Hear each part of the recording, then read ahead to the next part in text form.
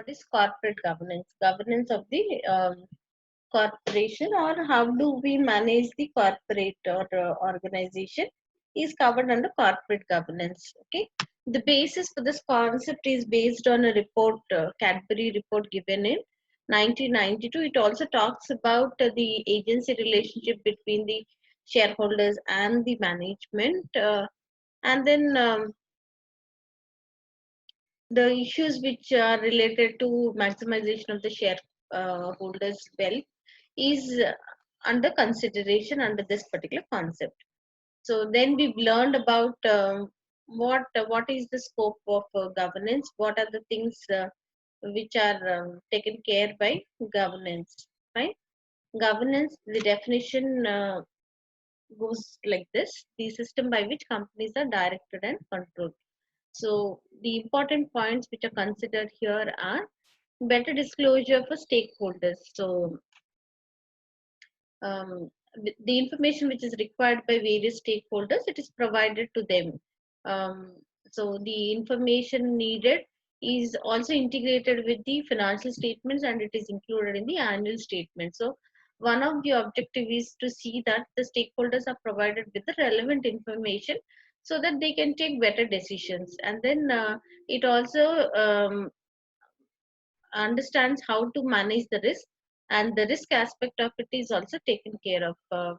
That is when the um, when the events which can result in monetary loss occurring to the organization are um, predicted, then the consequence of these events are also estimated, and the amount of loss is calculated.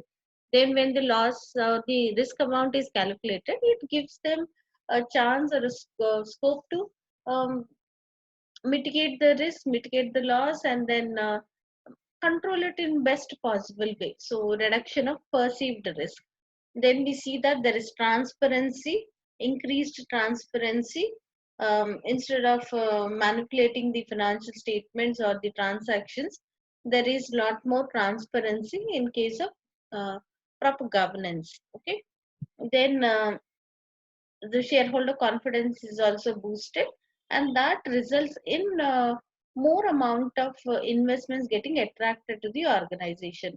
So when the shareholders trust in the organization, they are with the organization, the demand for the uh, securities increase. When the demand increases, I think more investors come forward. The price of the securities increase, and the overall net worth of the organization also increases. So then it ensuring companies are run ethically. That is the focus point what we have considered yesterday. We've discussed at length what is about ethical principles is what we focused. Then what are the purpose and objectives of corporate governance? For if it is for a private sector, it is the shareholder wealth maximization, that is the objective here. But if it is a not for profit organization, value for money should be considered, which consists of three E's: economy, then effectiveness. These two added together is becomes efficiency. Economy is about the benefit which is derived out of the cost which is incurred. So it's kind of a measure of inputs to achieve the benefits, to achieve a certain service or level of service. So there is a comparison about how much cost is incurred and what is the benefit which is realized out of those costs. So appropriately incur the cost, not incur lot of amount or lot a high amount of cost where the benefit is very low. Then effectiveness, a measure of outputs, that is services and uh, facilities, that is input is matched with the output here. Um, if these two things are there, if there is a proper control on the cost and also the output is measured against the input, these two things added together is called the efficiency. Then we have discussed about what are the key concepts of governance: fairness, okay, um, not being biased, fairness, unbiased, impartial, those things. Even if it is to deal with someone internally, externally, or if they have to take a decision in a situation which involves ethics, to be unbiased is fairness. Then we have openness and transparency, not um, not hiding any information unless and until it is confidential. So if it is confidential, it is not expected that it would be revealed, but all that information of the organization should be disclosed.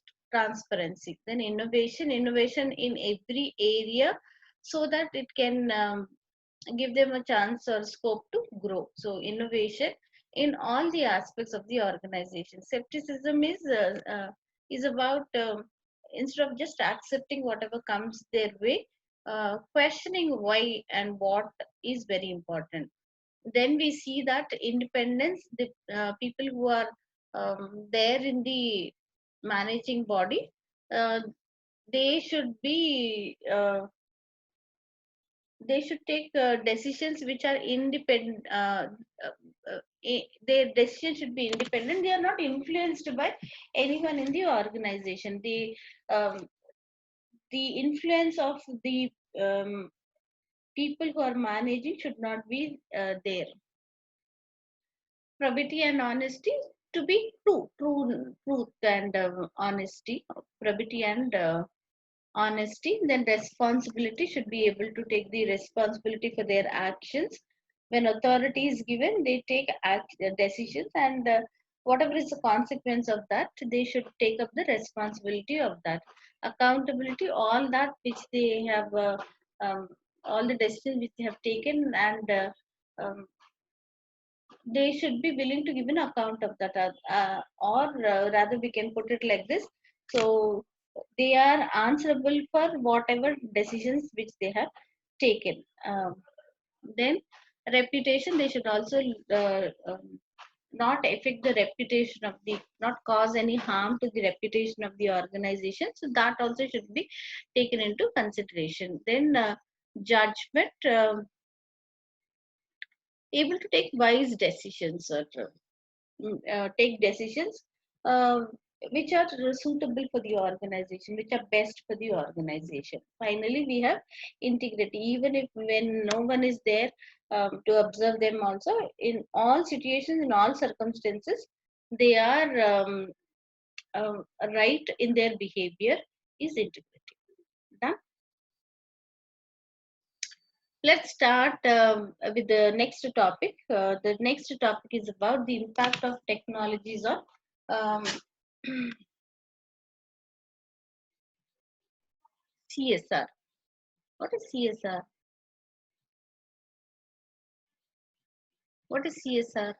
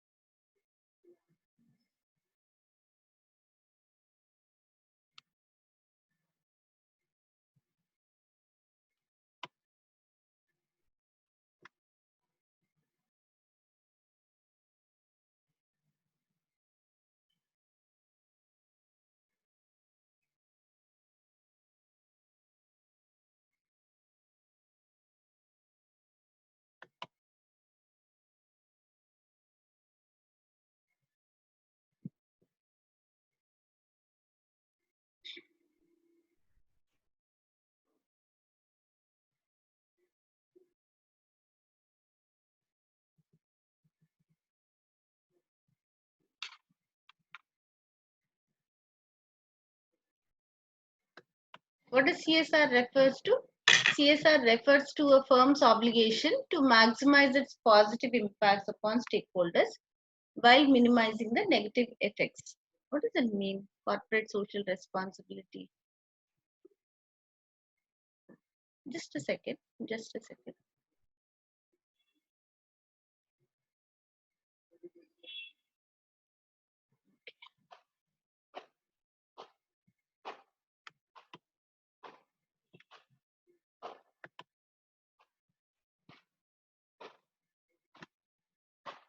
what is that they have to maximize? Maximize, it is about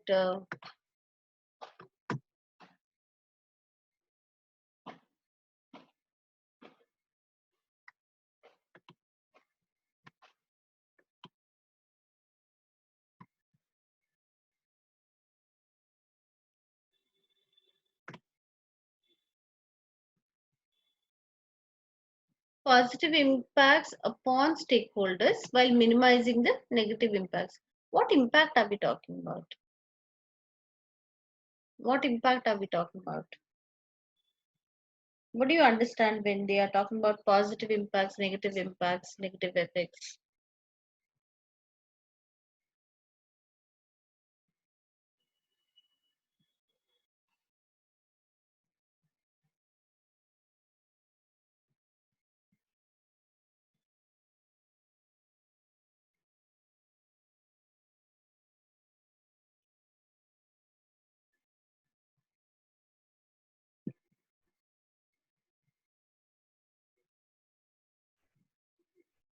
Sense of confidence. No, but then the term itself is CSR means corporate social responsibility. So this is about social responsibility. So social responsibility, and it is talking about on the stakeholders having a positive impact and having less of negative impact.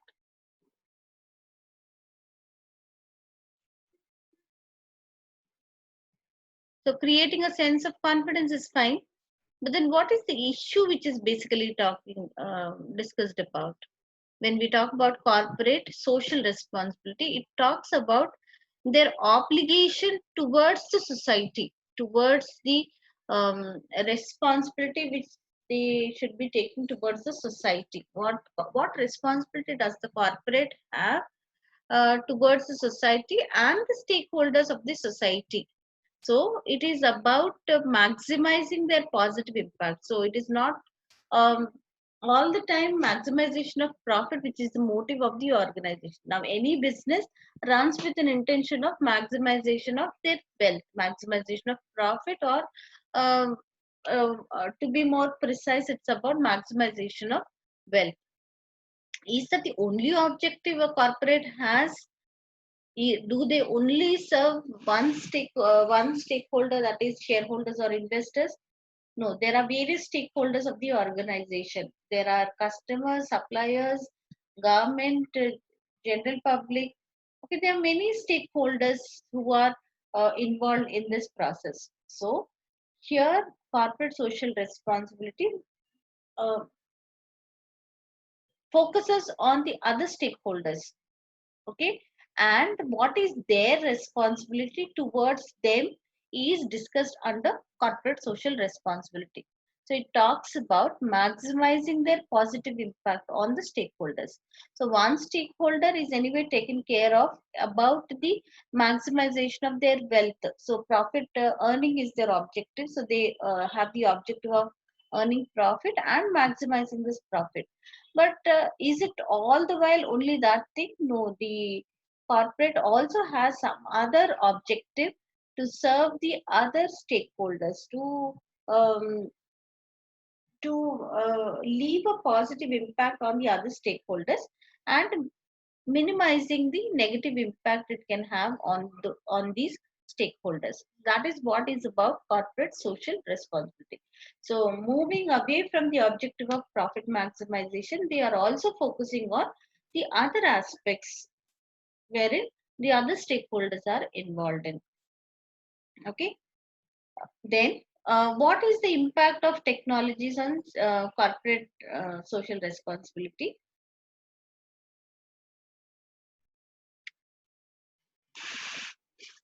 Quicker scrutiny, greater stakeholder engagement, more integrated CSR practices, improved measurement, increased openness in the ecosystem. What is scrutiny? What is scrutiny?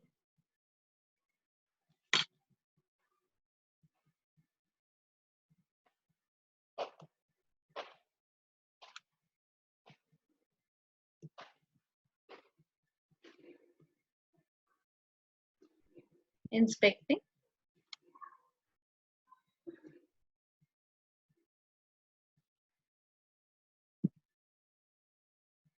Examination. Yes, yes, yes, yes, yes.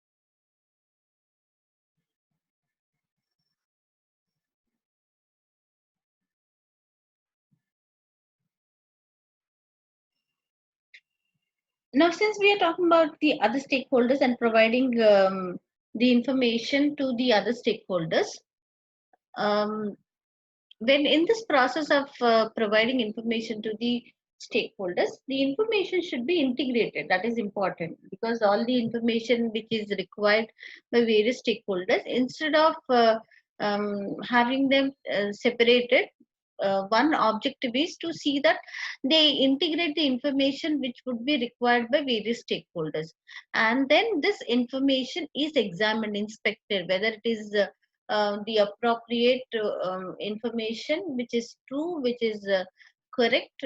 This is done. Now that is, how is it possible?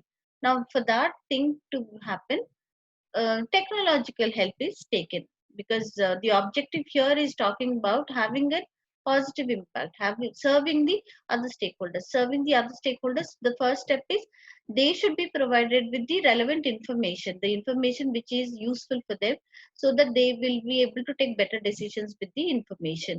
So when this information has to be provided to them, now randomly in bits and pieces, instead of providing this information, this information is integrated. So there are software packages with software systems which are involved in this. We call them as enterprise resources planning, which integrates the information from various functions and activities of the business. Then once this information is integrated, it is quickly scrutinized. Now that is not otherwise possible if it is not with the help of technology. So with the help of technologies, the information is scrutinized. Okay. Greater stakeholder engagement. What does it mean? Greater stakeholder engagement.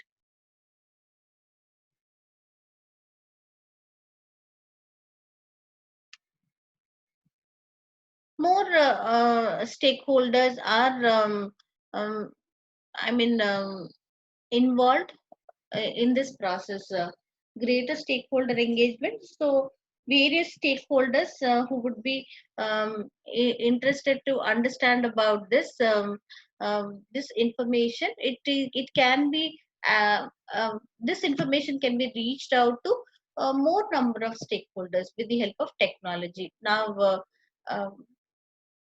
there were days when obtaining an annual report of any company was very difficult. It was not easily accessible, but now they are accessible, isn't it? We can download the annual reports of any year, for that matter, from the internet. So there are devices which are available, there are sources which are available, there's internet which is available, there are so many other ways of communication through which the information can be obtained. So now the reachability has increased. So it is with the help of technology, now this information is able to reach out to many stakeholders. More integrated CSR practices. So the CSR practices are integrated now. The benefit to the stakeholders, now it is better with the integration of the CSR practices, and then improved measurement. Their performance measurement is possible. What is their responsibility towards the society also can be easily measured, and then increased openness in the ecosystem with the help of technology. Now it is more transparent, it is open, that it can be provided to the stakeholders. I think I've arranged it a little not in the order.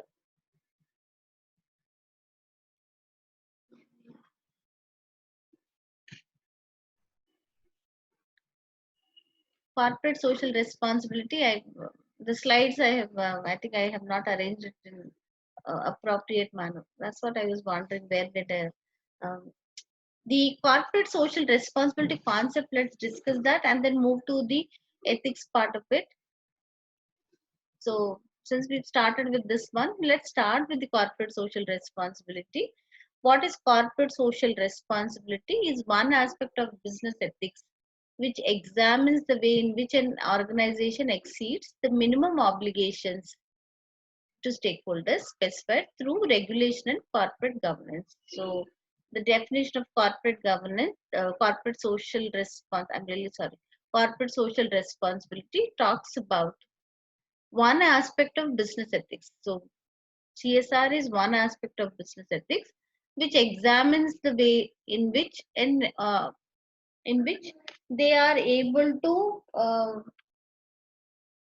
serve the stakeholders better, examines the way in which an organization exceeds the minimum obligations to stakeholders specified through regulation and corporate governance. We've discussed about that, but what are the arguments for CSR? Let's understand what are the arguments for CSR and against CSR.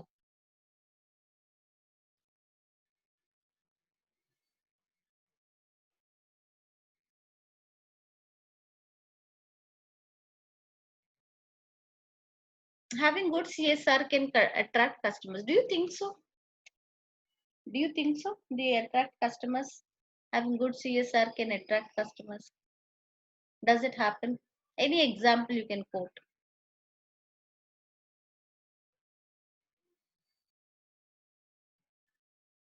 From customers' perspective, do you think that corporate social responsibility will attract the customers? Now we have understood that corporate social responsibility is moving away from the concept of profit maximization. It is about being able to serve the other stakeholders and providing them with the relevant information so that they can take better decisions. Now, if they adopt CSR, now the definition of CSR also is talking about their efforts are considered here, wherein which an organization exceeds the minimum obligations to stakeholders specified through regulation and corporate governance. What is the minimum obligation? What is the minimum obligation? The obligation is to earn a return for the organization. So when it is doing something more than that, when it is moving away from the profit maximization, apart from it is not on compromising on profit maximization. Profit maximization would be there intact, but it is doing something more than that, more than maximizing their profit. So when it is doing that with an intention to serve the other stakeholders, then we are considering that as corporate social responsibility. So when they are providing information to other stakeholders, when they're serving the other stakeholders, on account of that, whatever activities are taken, they are covered under CSR. The first one, why should CSR be there in an organization? The first point talks about CSR can attract customers. Did you ever come across any example of customers getting attracted on account of CSR? Am I audible? Nobody is responding. Volunteering in the community. Yes, that is volunteering in the community is about social responsibility. But the point here talks about customers getting attracted. You must have seen certain products advertising that um, out of the price 1 rupee goes or something, some amount. Just an example, 1 rupee will go for a child education or something will go for something. So you buy this product, and out of this, we are contributing something towards that. So in a way, that attracts the customers. So the customers feel that yes, they are not making undue profits, but yes, they are also involved in serving the community, serving the society. So the targets are very specifically mentioned there, and they say that out of the amount which is charged as a price of the product, we would contribute a part of it, even if it is a very minimum amount also. So every unit which you purchase, out of that, a certain portion of the price we would um, contribute to some social cause. So have you come across that?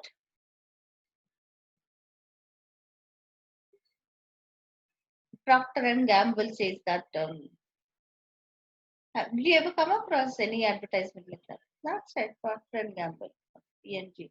Um, I mean, it's a girls' class, so I can discuss.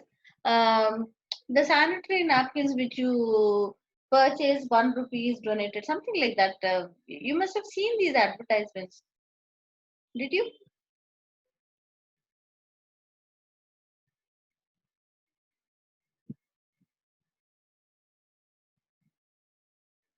Yeah, okay.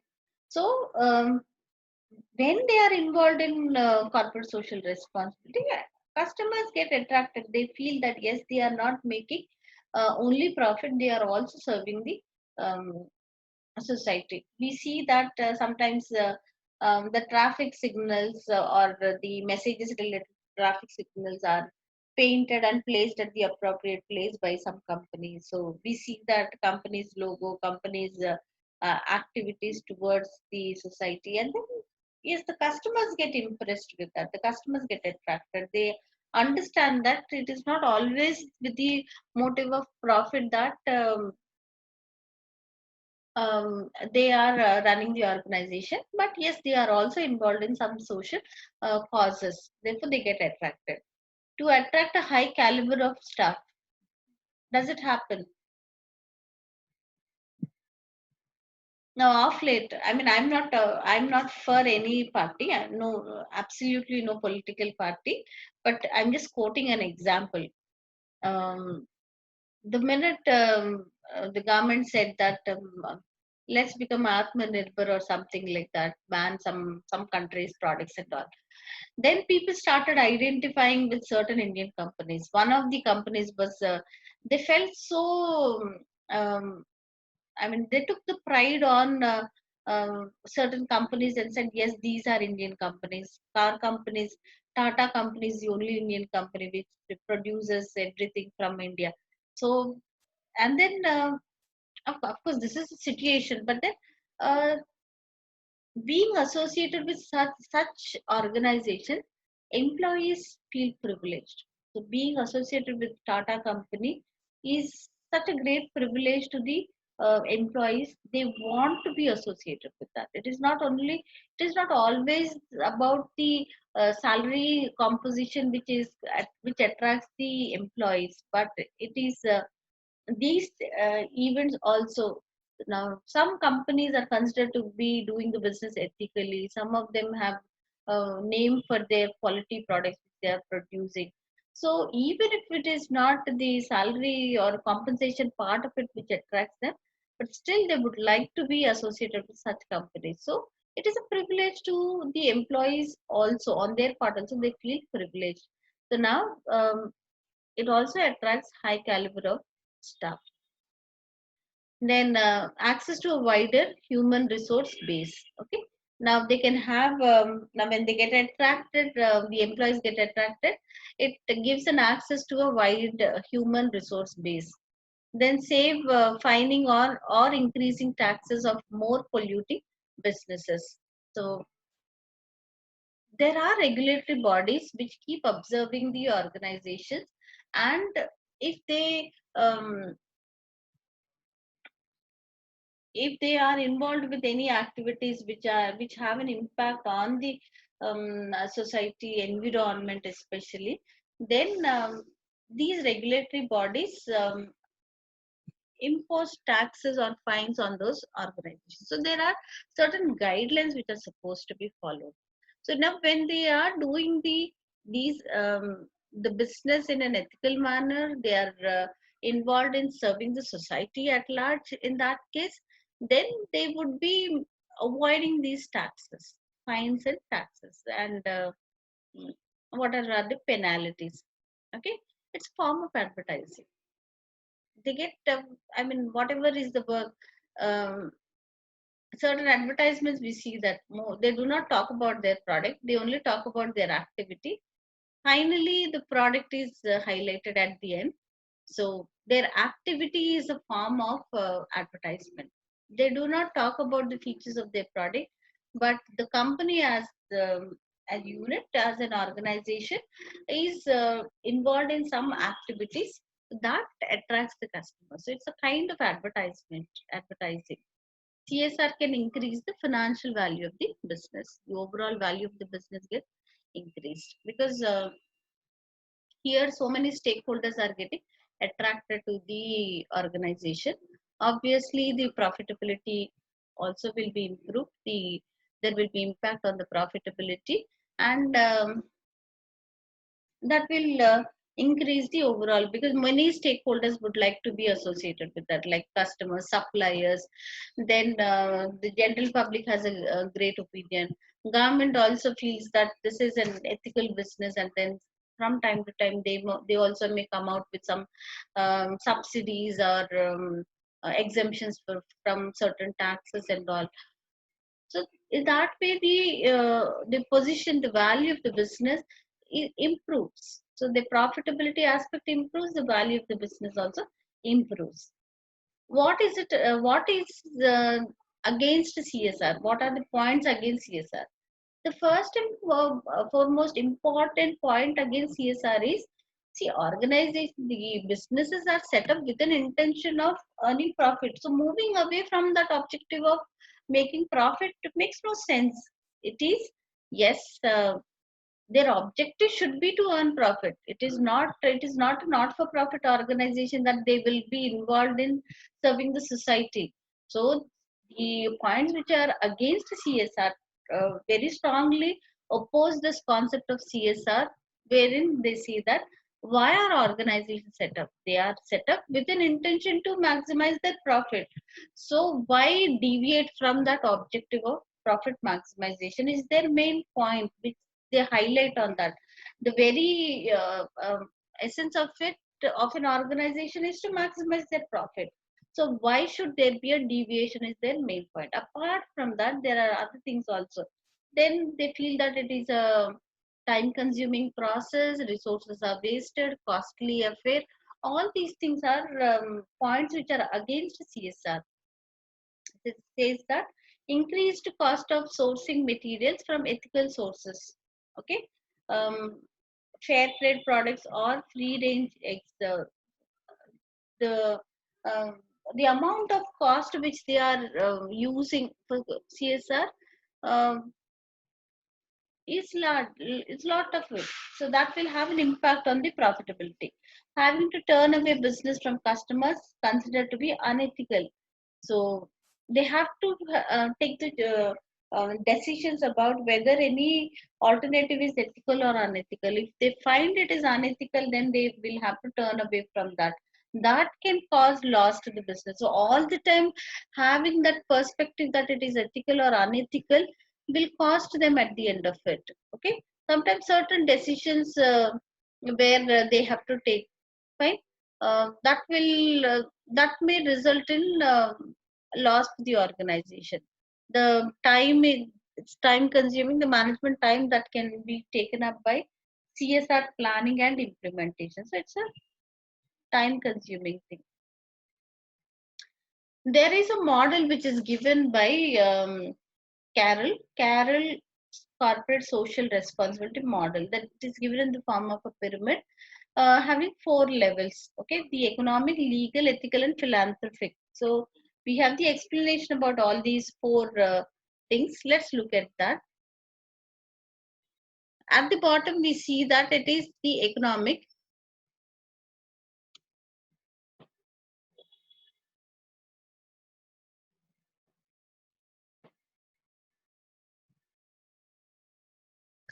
The economic responsibility or the profitable responsibility. Economic responsibility is about uh, the economic benefit or the profit aspect of it. So every business has this responsibility to make profit. Profitability is their responsibility. Why are they set up? Why are the organizations set up?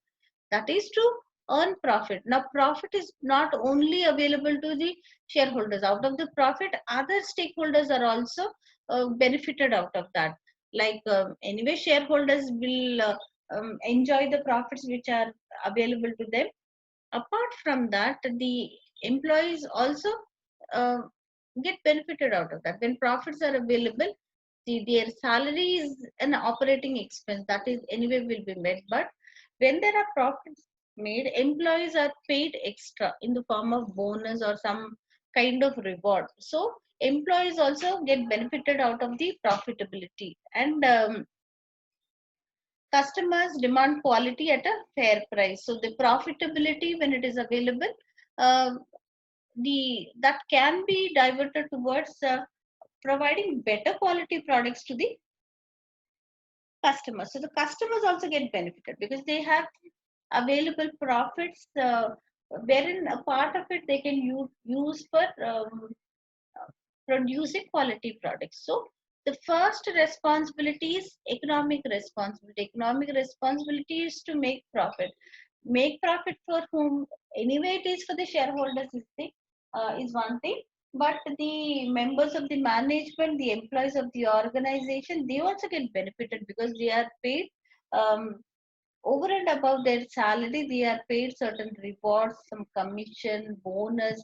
All these things are paid to the employees of the organization. Customers also get benefited because they will be able to focus on quality product production, right?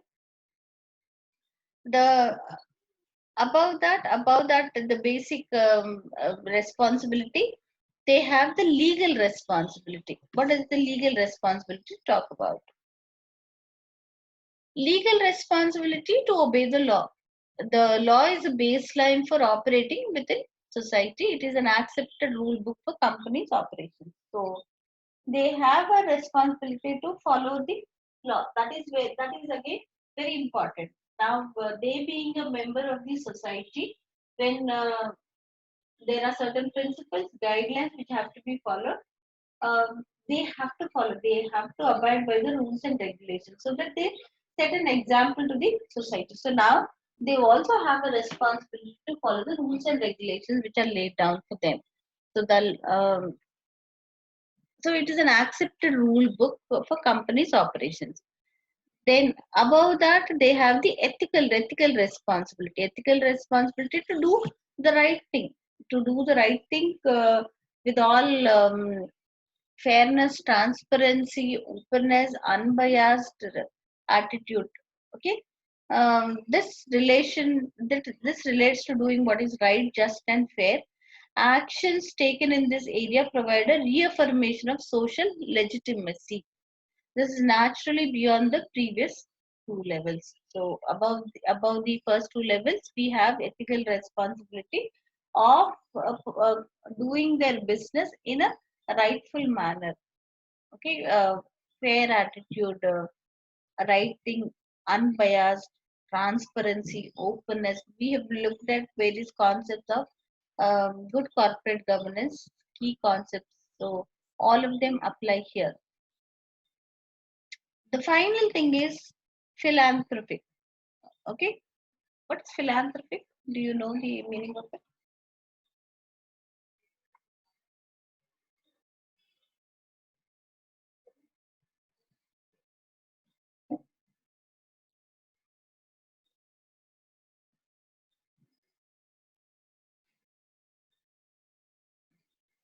Philanthropic. You're there with me in the class.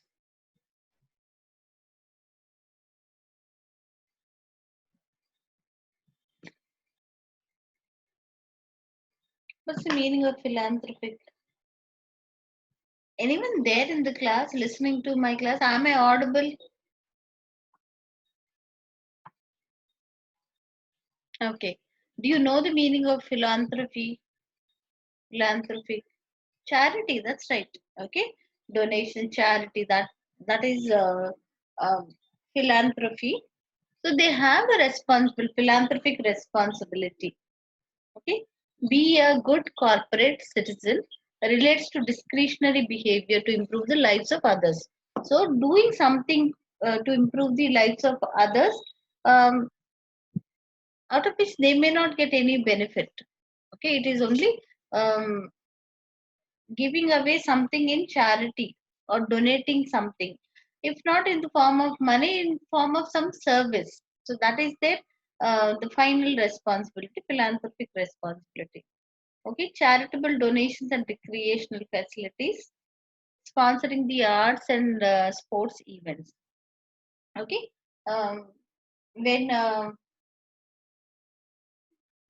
the way overall development of the economy is considered, they come forward to take up certain activities which involve charities, donations, sponsoring certain events so that it benefits um, members of the society. So these are the four levels which are described by this model called as Carroll's corporate social responsibility. Now, Carroll went on to identify four strategies an organization can adopt with regards to CSR. So, what are they? The first one is reaction,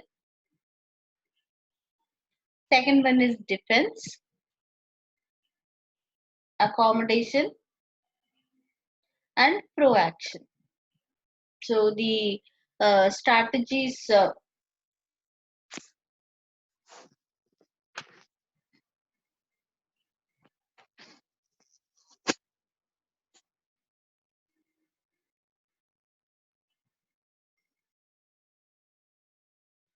the strategies which are adopted, the first one is reaction. What does it mean? Deny all responsibility. What does it mean?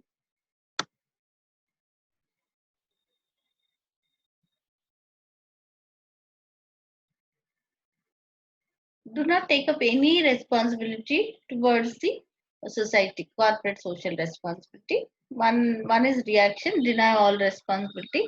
Second one is admit responsibility is there, but somehow or some way or the other justify of not doing that. Okay. Then accommodation is do what relevant groups demand. So if there is anything which they have to do, something like if there is some pollution which is generated out of their process, so whatever are the measures which have to be taken, abiding by that. So do whatever is demanded of them. That is accommodation. Then pro-action is nobody is demanding anything, but they themselves assume the responsibility towards the society and do what is needed or go beyond industry norms. Then um, there is a concept here called about sustainability. Okay, what is sustainability? The use of resources in such a way that they do not compromise the needs of future generations. Sustainability. So the use of resources in such a way that we see advertisements where, because at the traffic signals there's one advertisement, the boy says that um, for us we will not have any more petrol and then we have to go by bicycle because you are not switching off for that um, in a motor car you do not switch off the engine and petrol is consumed and then the whole petrol gets exhausted and then when it comes to us we will not have any more petrol to use.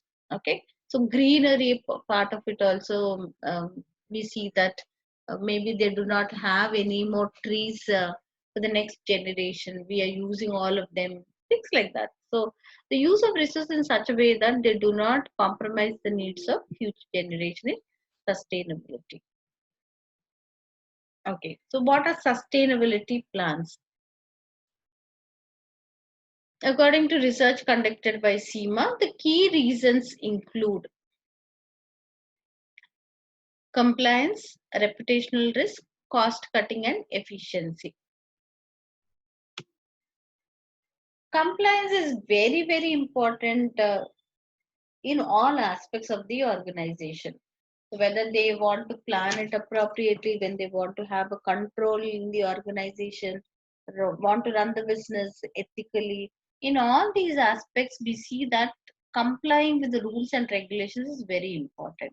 So under sustainability plans, we have the first one, to comply with what is prescribed for the organization, complying with the rules and regulations, laws and regulations. Then reputational risk. So if they do not follow these rules, there is a possibility, there is a risk of their reputation getting affected. Companies are concerned with how stakeholders will view them if they fail to act in a sustainable manner. And cost cutting and efficiency. Acting in a sustainable manner can help to reduce business expenditure. This is especially valuable for smaller companies.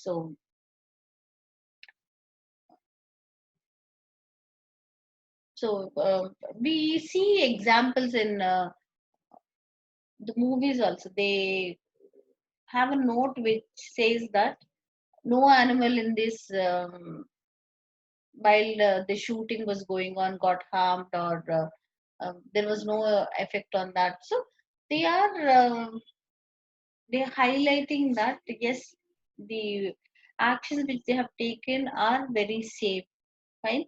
um, Cigarette smoking is another thing. Then they say that nobody, it is not you are not supposed to smoke, or so things like that. So they see that they are involved in such a way that they leave a message to the society about what are their best practices, how they are running their business, right? So that their business is not affected. And they are here it says that can help to reduce business expenditure. They are following certain norms, and let's see any best example which we can. Um, some of the organization go in for solar panels, and then they save energy, the electricity. That's a natural way of generating electricity and all. So there are certain measures wherever they are supposed to. Then they say that save water. So they are using water appropriately. What measures, what precautions they take to consume less water. So they are also advertised in a way. They also talk about that they are using less of these resources, and saving some of the resources for future generations. So they talk about those things. The best practices in their organization are highlighted. So what is that they are supposed to do, that how they have to um, I mean, follow certain things so that they consume less of these resources, saving water, saving fuel. Some of them they talk about carpool, wherein they can save petrol, or the the commuting facilities provided to the employees, so that each one of them do not use their own individual vehicle and then consume a lot of petrol. These are all measures what we can talk about when they use solar panels to generate electricity. We can put these things as um, sustainability plans. Okay, then there are 10 elements of organization sustainability. Strategy and oversight. Under that, we have board and senior management commitment. Okay. Earlier also I told you that the tone at the top is the most important. If the top management, the board of directors, the senior management, if they are not serious about anything, it is very difficult that it can be implemented in an organization. The first thing is their commitment towards the sustainability plans. If they are serious, yes, it becomes possible for every other person in the organization also to be serious about that. Then, understanding and analyzing the key sustainability drivers for the organization, integrating the key sustainability drivers into the organization strategy. Okay. Um, this is at the strategy, at the organization level, strategy and oversight. What are the sustainability drivers for the organization, and integrating these drivers into organization strategies? What does it mean by drivers, sustainability drivers? Um, what are the ways in which the resources are used and the usage part of it, and how do we identify the usage part of it. So when we identify the basis through which the usage can be identified, so if those things can be identified and they are the planning is around those things or around those drivers, then we call that as integrating the key sustainability drivers into the organization strategy. So the overall strategy aspect of it, when they plan about it, how to consume the resources, and very important thing is the top management is serious about it, their commitment is very important. Then execution part of it, execution and alignment, it says that ensuring that sustainability is the responsibility of everyone within the organization. It is not only the top management, but when it comes down to the other levels, even those levels, every employee, when they are serious about implementing the sustainability plan, breaking down the sustainability targets and objectives of the organization as a whole into targets and objectives. Okay, so what is that which has to be implemented? You break down into sustainability targets, processes that enable sustainability issues to be taken into account clearly and consistently in day-to-day decision making, extensive and effective sustainability training. Training is also provided to the employees.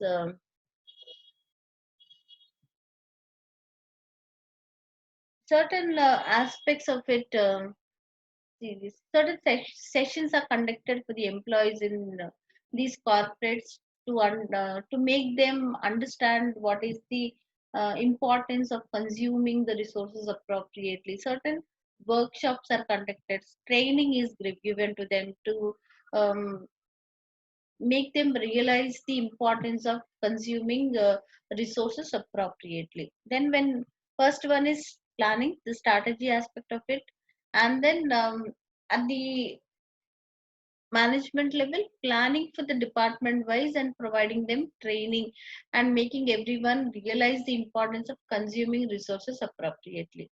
The third one is performing performance and reporting, so including sustainability targets and objectives in performance appraisal, champions to promote sustainability and celebrate success, monitoring and reporting sustainability performance. The implementation part of it comes at the end. Then we have to discuss about what is the, in fact, actually, this should have come at the end. Arrangement, I made a mistake of including that at the beginning.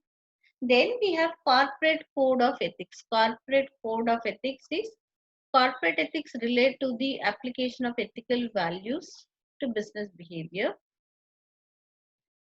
It encompasses many areas ranging from broad strategies to how companies negotiate with their suppliers. It goes beyond legal requirements and is to some extent therefore discretionary. Many companies provide details of their ethical approach in corporate and social responsibility reports. So that is included in their annual reports about what is what are their ethical principles, what is their code of ethics. Okay, what are covered under the corporate ethics, areas which are covered under corporate ethics. The very basic purpose and the values of the business are included in that. The corporate ethics, the code of corporate ethics, when it is prepared, it is also included in the integrated report. What are the things? What are the concepts which are covered under covered by corporate ethics? The first one, the purpose and the values of their business should be listed out. What is their main purpose? What is that they want to achieve? I mean, how do they want to serve the society? Various aspects of what is the manner in which they want to run the business, what practices are they going to adopt. All those things will be mentioned under the purpose and value of the business. Then the employees part of it. Now, employees who work in the organization, they should be taken care of. So, the environment in which they work, are they safe? Are they prone to accidents? What safety measures are taken? If by any chance, if there is any accident, are they covered by with insurance? how are the profits? Do the employees have a share in the profits? What other benefits do they get? Are they paid minimum wages, or are they paid above the minimum wages? What other facilities are provided to their employees? All those aspects are covered under employees. Customer relations. Uh, what measures are taken to build a relationship with the customers? What are the products which are provided to them? What is the quality of the products? What measures are taken to ensure that quality products are provided? What is the pricing of the product? How What measures have they taken to cut down on their costs? And what is the amount of profit margin which is included? What is the price which is charged to them? So these aspects, when they are conveyed to the customers also get benefited out of that. So it talks about the quality or the pricing aspects also. Shareholders are other providers of money. So here it is to ensure that their returns are maximize. They take all best practices to um, earn better profits, not take wrong decisions about the investment pattern. So what practices do they adopt? How do they take decisions about their investment? The investments are not wasted and appropriately invested in various projects. The suppliers also. What can we say about suppliers? Anything?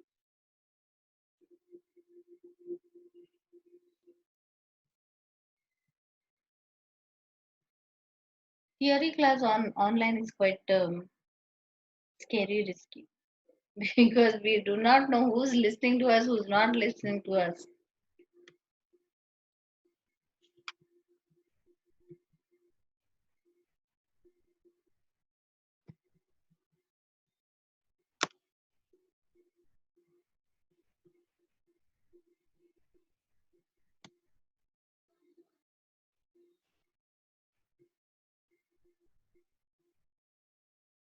Anyone listening to me?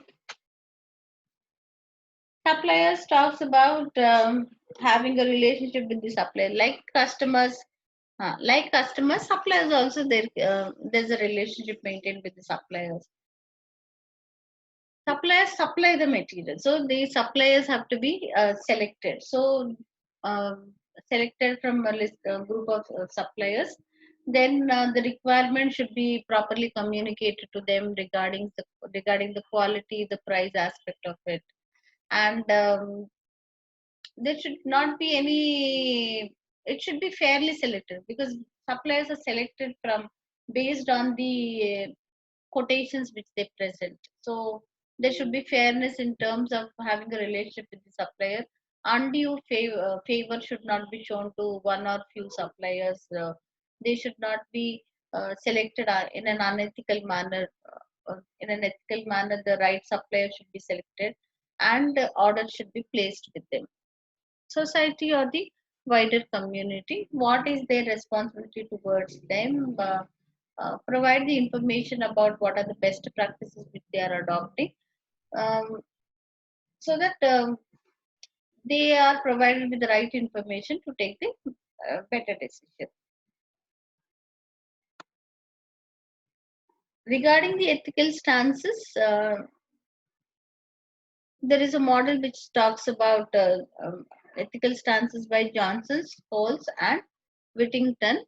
They say that the ethical stances are with an intention of short-term shareholder interest, long-term shareholder interest, multiple stakeholder obligation, and shaper of society. Um, let's go to the MCQs. For a while, we'll do MCQs. Come back to the PPT after that. Okay.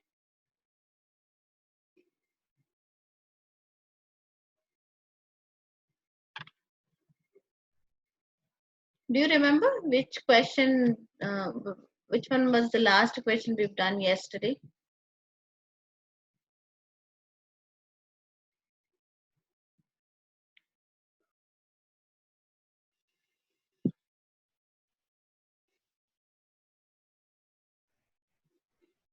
We've done 24th, I remember, KPLC. We've done 25th also, not heavily unionized. Perlo pasta also we've done. RRL also we've done. Okay. 29. We have to start from this particular concept. Governance, ethics, and corporate social responsibility. Which three of the following are common arguments for organizations adopting a strong approach to corporate social responsibility? All of you, please participate in this discussion about the MCQs. Please participate. How many have to be selected?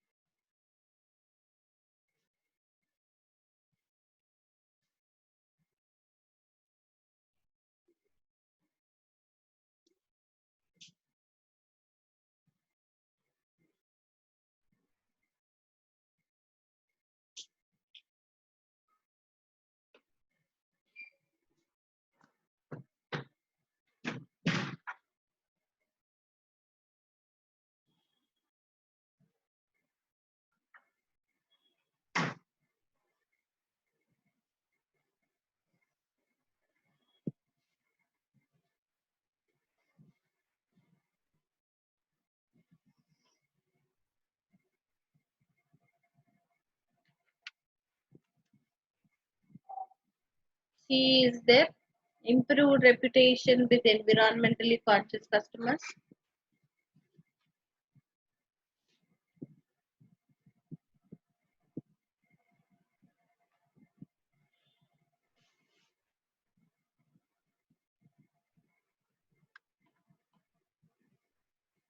Then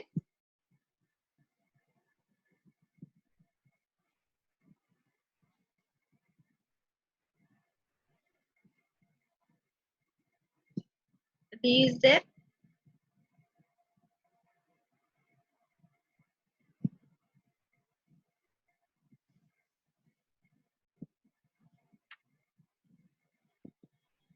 Just look at that, and then only 3 students are active. 3. Okay, did you see that?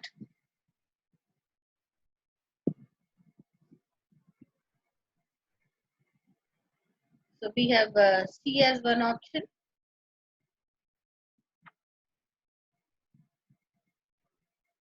Okay, we have D also, attract higher caliber staff, and less amount of taxes and penalties, reduced chance of government intervention in the future. What about A and B? Are they also increased profitability due to short-term cost reduction? Okay. Uh, CSR is not focusing on the cost profitability aspect of it. Faster strategic decision maker is also not criteria.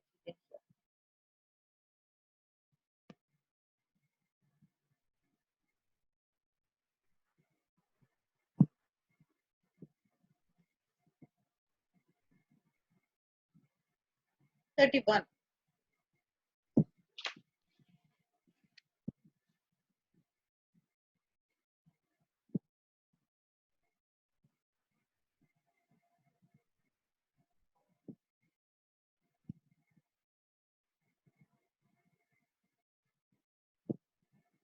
V is the managing director and part owner of a chain of gyms. He currently pays his staff the minimum legal wage set by national government as well as offering from the minimum statutory holiday entitlement. In recent months, these gyms have suffered from significant staff turnover.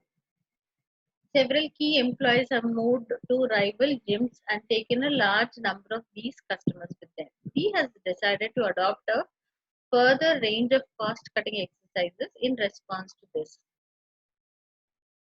He has argued that he needs to maintain the profitability of the gyms for the benefit of himself and his business partners. Which one of Johnson's, Scholes, and Whittington's ethical stances is we adopting?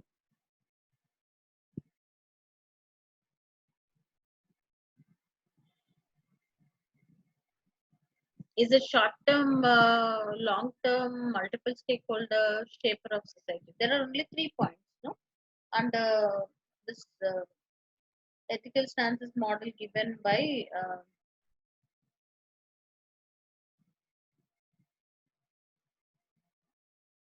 focuses on uh, short-term, long-term, multiple stakeholder and shaper of society. Of this, which one all of you are agreeing with is short-term shareholder interest? Why? Because its long-term benefits are getting affected. They are joining others, so there are many. Uh, there's significant staff turnover. Many staff are moving to their competitors, the rivals. He is not focused on that. He's only focused on cost cutting and then maximizing the profit. It only benefits in the short run, not in the long run. 32. X is operations director of a Y, a large organization. X is responsible for a wide range of decisions covering the procurement, production, sales, and IT functions. X is considering a supplier selection decision. One of the organization's suppliers is a small local company. It has supplied specialist components to Y.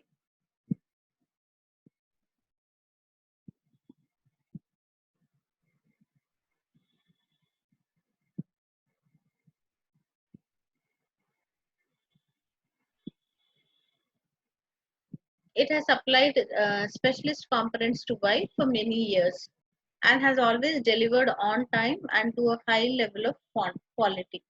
A large multinational has tendered to supply the same components at a much lower price than that offered by the local supplier.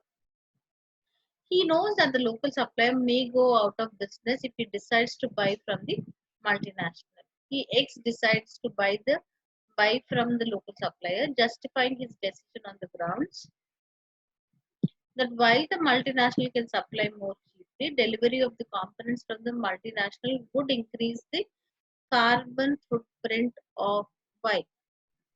This would go against Y's published mission statement and objectives. So now, which one is the right answer? According to Johnson, Scholes, and Whittington, purpose four ethical stances. Propose four ethical stances that can be adopted by individuals or organizations. Which one of the following stances being adopted by X? What is X adopting?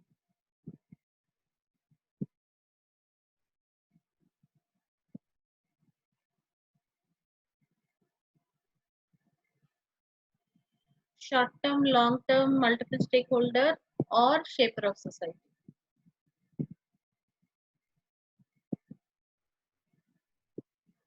There are two options with X, either to buy from a large multinational store or from a local supplier. They have chosen to buy from the local supplier on the ground that the multinational store would increase the carbon footprint of Y. Carbon footprint is a concept where um, there are there is a account maintained about how much of carbon is emitted, and so here it says that the carbon footprint of Y would increase if they buy it from, and so that they are choosing the local supplier. But the local supplier is supplying the multinational store is supplying at cheaper rates, but it's not so with the local supplier. But still, they are choosing the local supplier. X is decided to buy from the local supplier. So, what is their objective behind that?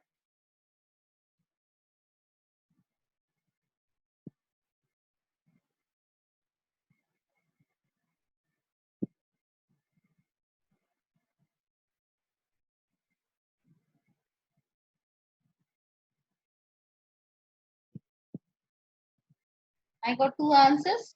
Disha and Pearl has given D. Do you think so? Shaper of society? Yes, they are more worried about the society. The carbon emission part of it is what they are focusing. They are not focusing on cost cutting. They are not focusing on other aspects here. Okay, the delivery part of it, cost cutting, delivery of the component, all that would be better with the multinationals. But on account of the increased carbon footprint of if they buy it from multinational, they are opting to buy it from the local supplier. So D is the right answer.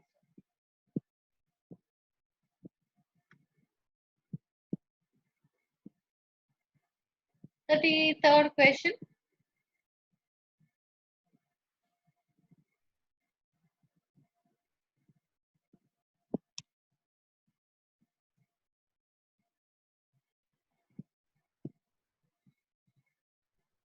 Which two of the following statements regarding corporate social responsibility, ethics, and sustainability are correct?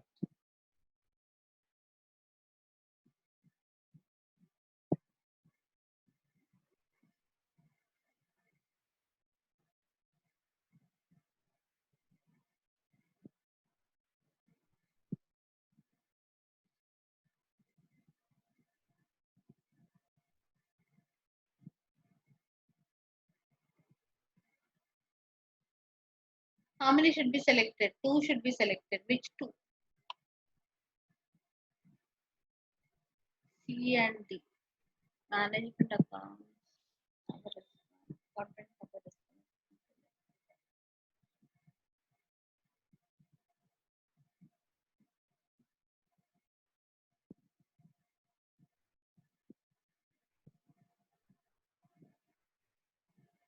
Okay. Others? Um, A and B. To be successful, the ethical tone which is the organization needs from the senior management. Nice permutations and combinations. A, B, B, C, B, D, C, D. Sustainability refers to a firm's obligation to maximize cost and impact.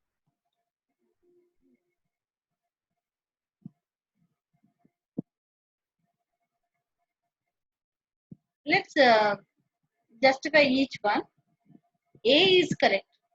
A is correct. Why? Because it is the senior management who should be serious about it. The tone is set at the top. I told you. For everything, the seriousness of the senior management is of great importance. If they are serious, things can be worked out. So, to be successful, the ethical tone within the organization needs to come from senior management. So, that is very, very important. So, any form of a system or a control measure which has to be implemented in the organization, the commitment of the management is very important. So, that even this is in case of CSR also, that is the right thing. Okay, many have mentioned B as almost all of you have, except one, all of you have mentioned about B as the right thing. Sustainability refers to a firm's obligation. So here it is definition wise what is the right. The content part of it, firm's obligation to maximize its positive impact on stakeholders while minimizing the negative effect. The definition is fine, but that is not applicable for sustainability. That is sustainability is something else. Just let's look at that. What is sustainability? The use of resources in such a way that they do not compromise the needs of future generations. The definition what we are talking about is about CSR. Maximize its positive impacts upon stakeholders while minimizing the negative effects. Do you understand that? So, in that case, what are we to do? We we are not selecting. We're not selecting B. This is ruled out. A is there. Coming to C. Management accountants have a responsibility to promote an ethical corporate culture. D. Sustainability and CSR will lead to cost savings, but only in the long term. they may not lead to cost savings. Sustainability in CSR. CSR, in fact, the argument is it is using its resources. It's costly affair. So it is not about cost saving. So D also can be ruled out. Now you are management accountants. Do you feel that it is your responsibility? You are also management accountants. Do you feel that it is your responsibility to promote an ethical corporate culture? Yes, it is very much the responsibility of management accountants. So A and C are the right ones. Did you understand?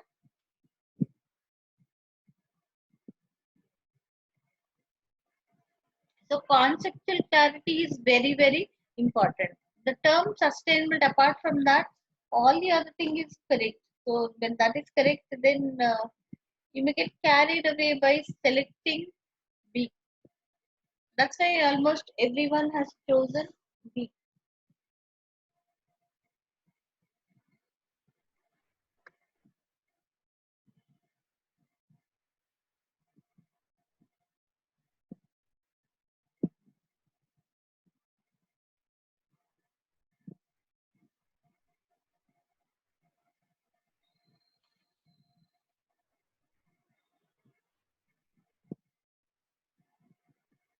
34.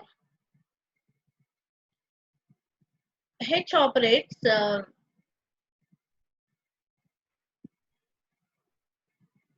successful bakery. He has recently started recycling all waste generated by his store in response to government legislation. At the request of a local charity, he has also started donating any leftover food at the end of each day to a shelter for the homeless. According to Carroll, which one of the following philosophies best describes H's action? Accommodation, proaction, reaction, defense.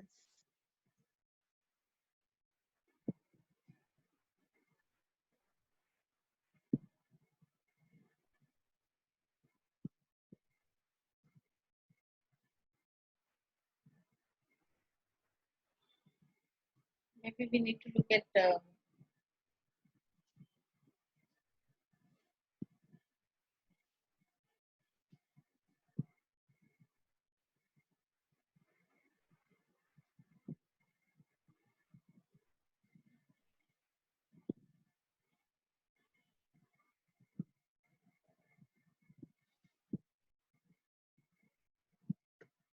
okay. Now answer what is the appropriate.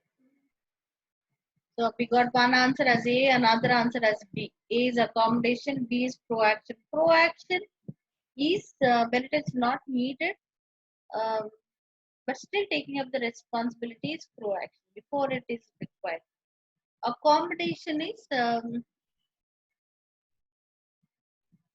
doing what is needed to be done.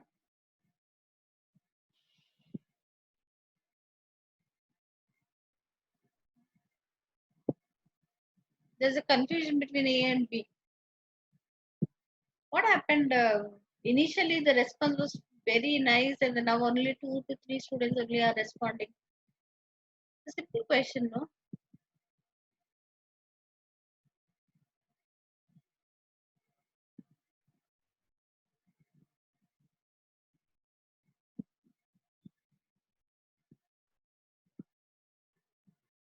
Anyway, C, D are ruled out. It is a choice between A and B. Why A, why B? Any one of you, why A? Why are you thinking it should be accommodation? Most of you have answered A. Why should it be accommodation?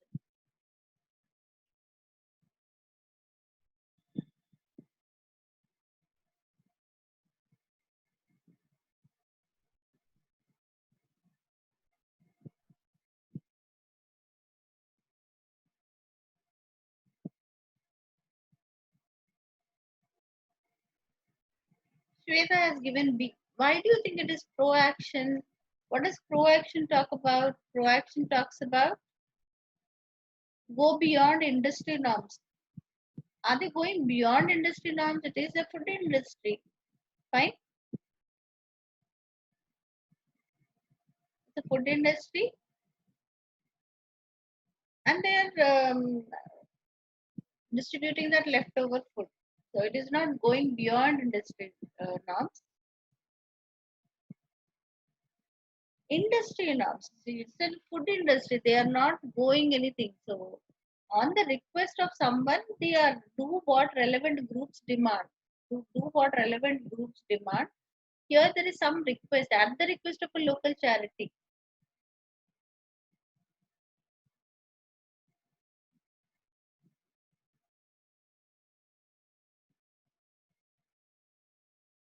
He has started recycling all waste generated by his store. But the point here is about he has also started donating any leftover food at the end of each day. So, okay. So A is the answer. Shweta, are you convinced? Accommodation is the right thing.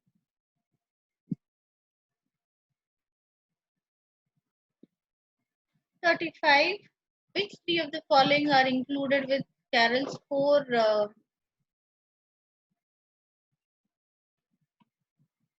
four-part model of corporate social responsibility?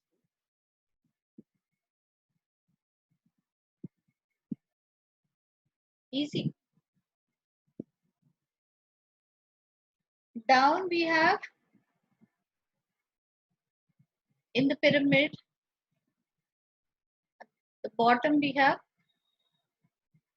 economic. Then we have next level is legal. Then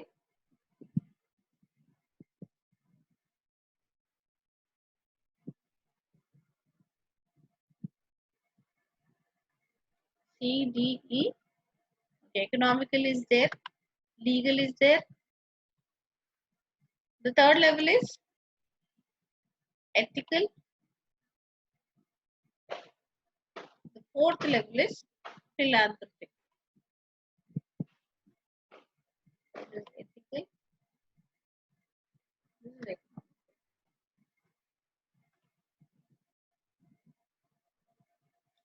C, D, and E.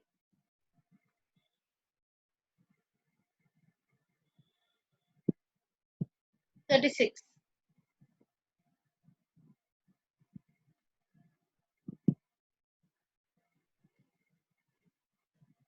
According to CMA's report, Evaluation of Corporate Sustainability Practices, there are 10 elements of organization sustainability. These are grouped under three headings: strategy oversight, execution alignment, performance, and reporting. For each of the following elements, identify which relevant heading should be included under by placing them in the appropriate box.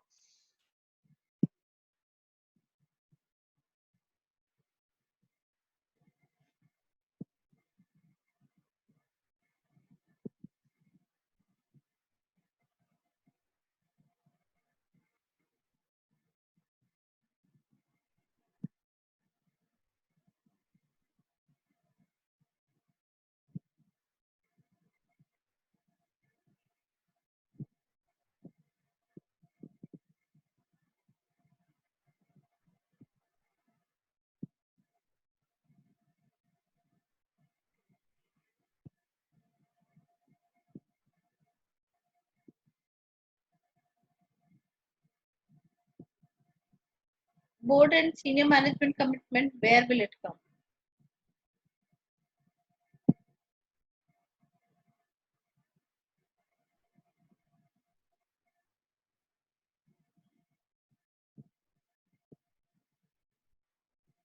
That's right.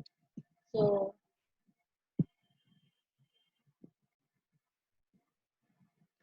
bring this and put it here.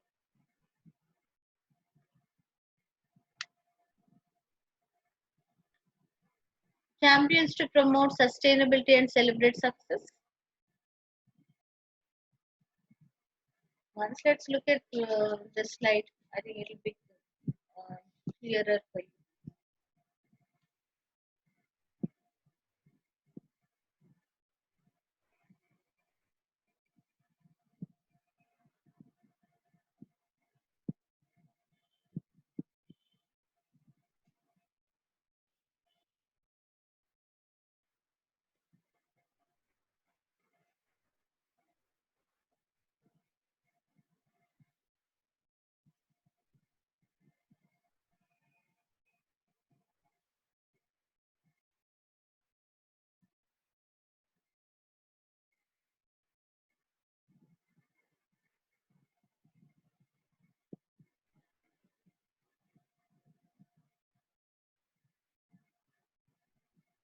Okay. The first one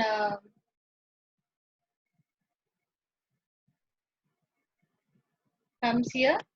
Champions to promote falls under performance and reporting. Extensive and effective sustainability training is about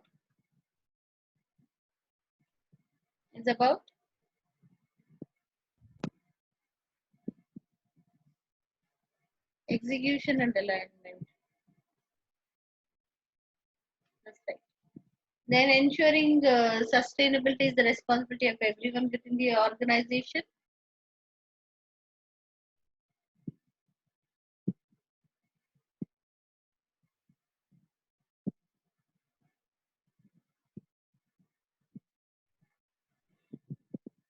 Ensuring sustainability is the responsibility of everyone within the organization is also under execution and alignment. Last one, including sustainability targets and objectives in the performance appraisal. The last one comes under performance and reporting. That's right. Okay. Place them in the appropriate set.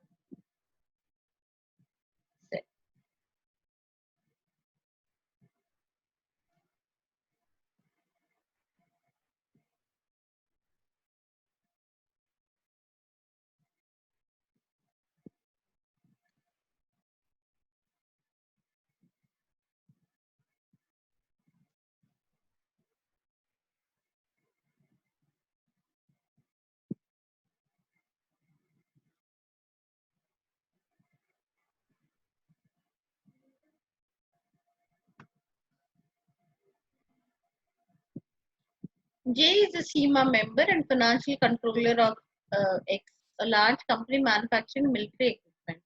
X is currently experiencing financial difficulties, though this is not public knowledge. The CEO of X is due to meet the defense minister of a foreign government, which is known to be looking for new military equipment that X would be able to supply. The CEO has asked J to produce a PowerPoint presentation summarizing the financial position and forecast of X. The CEO has asked J to include a very optimistic forecast, as this will improve the chances of X securing a contract from the foreign government. To do this would be in breach of the fundamental ethical principle according to CIMA's code of ethics of which one of the following would correctly fill gap 1.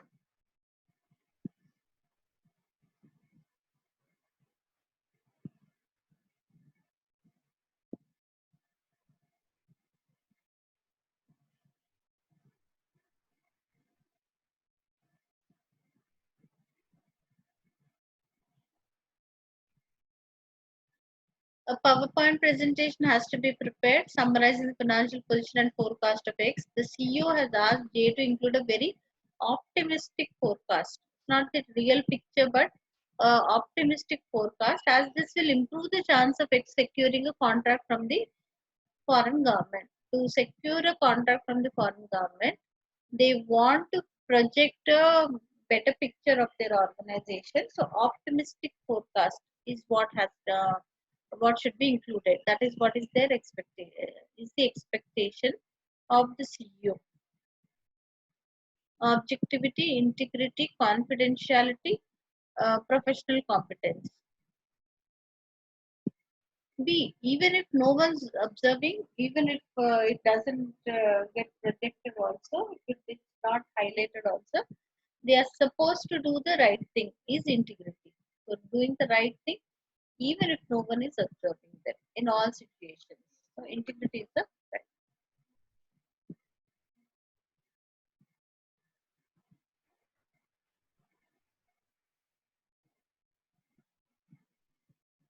X is a CIMA member and financial controller of X PLC, a large company manufacturing furniture.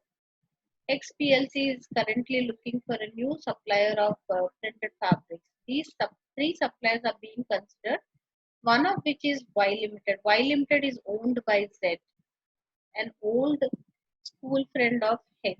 Z has asked H to put in good word for Y Limited with the procurement manager of X PLC. Z knows that H is good friends with X PLC's procurement manager. Which one of the following options would H be breaching by agreeing to Z's request?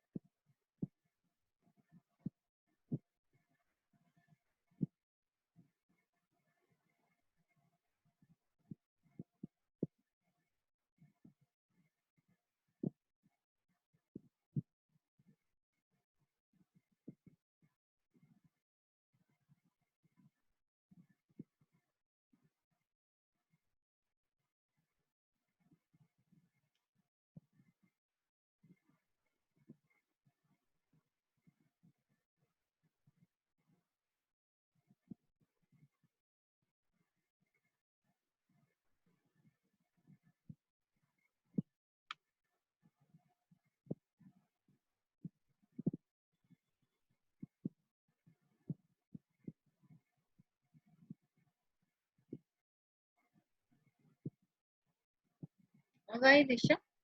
Why?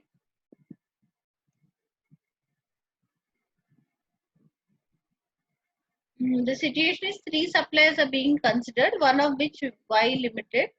Y Limited is owned by Z, an old school friend of H.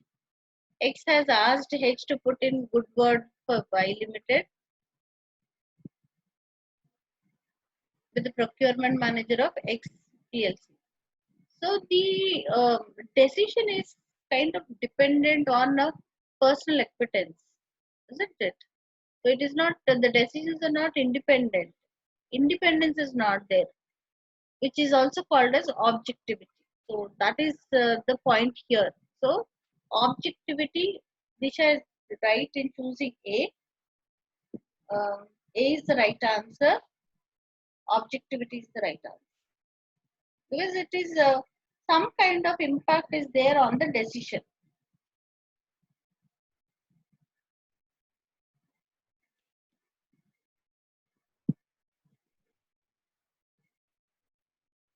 39. P is a CIMA member and financial controller of XPLC, a large company manufacturing soap. XPLC is currently looking for a new supplier of packaging materials for its products. It has started a tendering process to help it pick between four possible suppliers. One of these potential suppliers is BRG, which is owned by a close personal friend of P. She has asked P to tell her what prices the other suppliers in the tender process have quoted XPLC. Which one of the following options would P be breaching by agreeing to his friend's request? 39.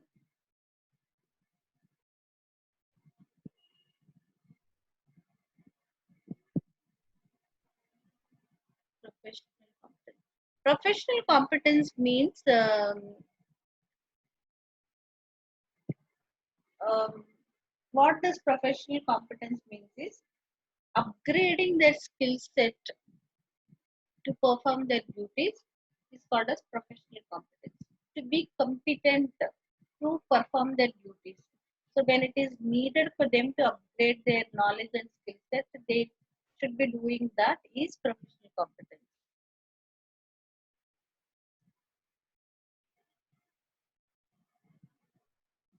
C is confidentiality.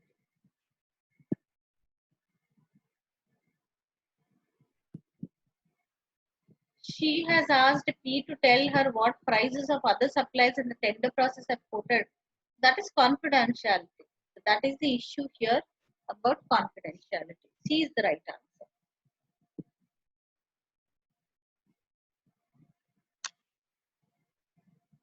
Then we see professional accountants may have to follow a number of steps when attempting to resolve an ethical threat. These steps include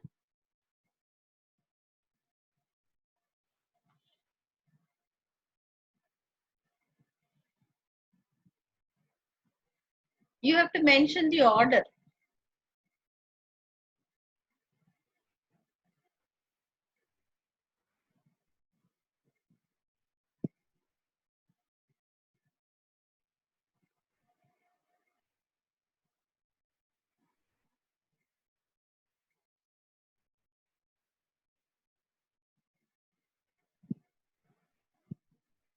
What comes first out of this list of five items? Which one comes first? Place these steps into correct order, beginning with the earliest by writing the letters A to E in the correct order. Let's write the first one. What comes first in the order?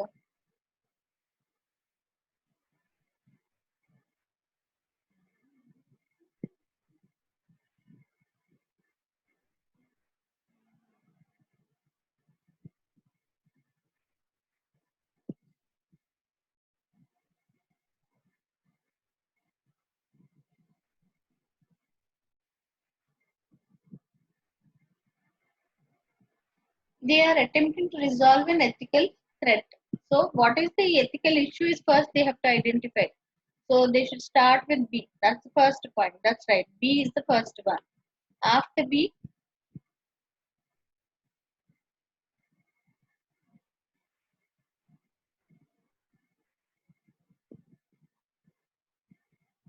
after B,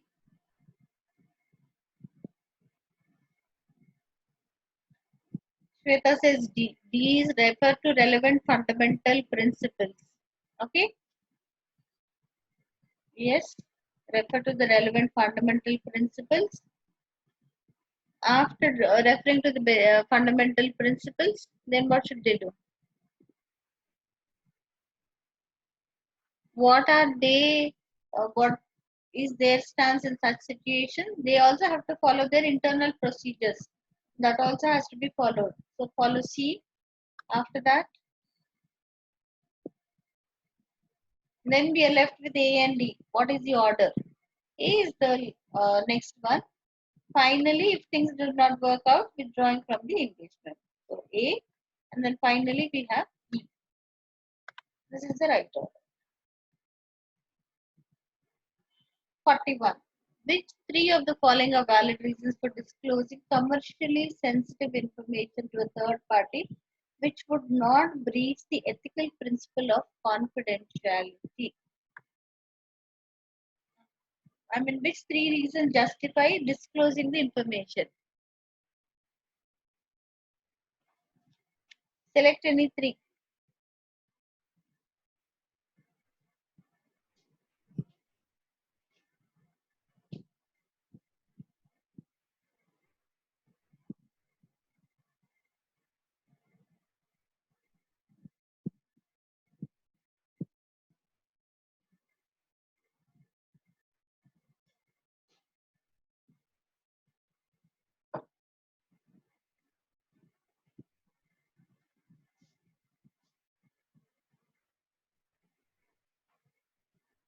Just look into that. Which three are the right ones?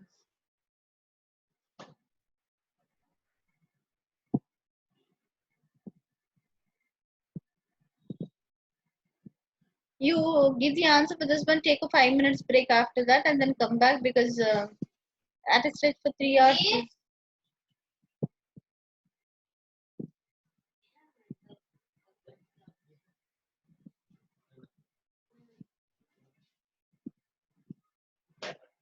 3 of them are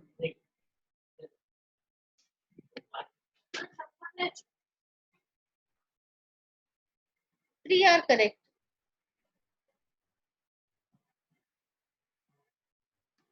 See, disclosing the information will not breach the ethical principles of confidentiality. So, which three of them are correct? Because it is permitted by law, it is required by law. You're there or you disappeared. D will not be the right thing because failure to disclose will cause some damage to the third party is not the right thing. Then there is a professional duty or right to disclose the information. So the answers are B, C, and E. Is that clear? B, C, and E.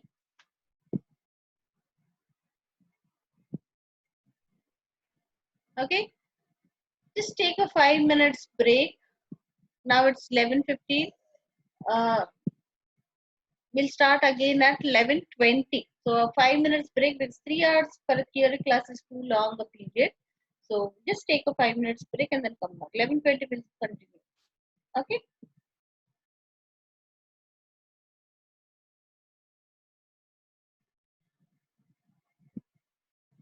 It helps us to identify threats or opportunities that may need to be built into our strategy.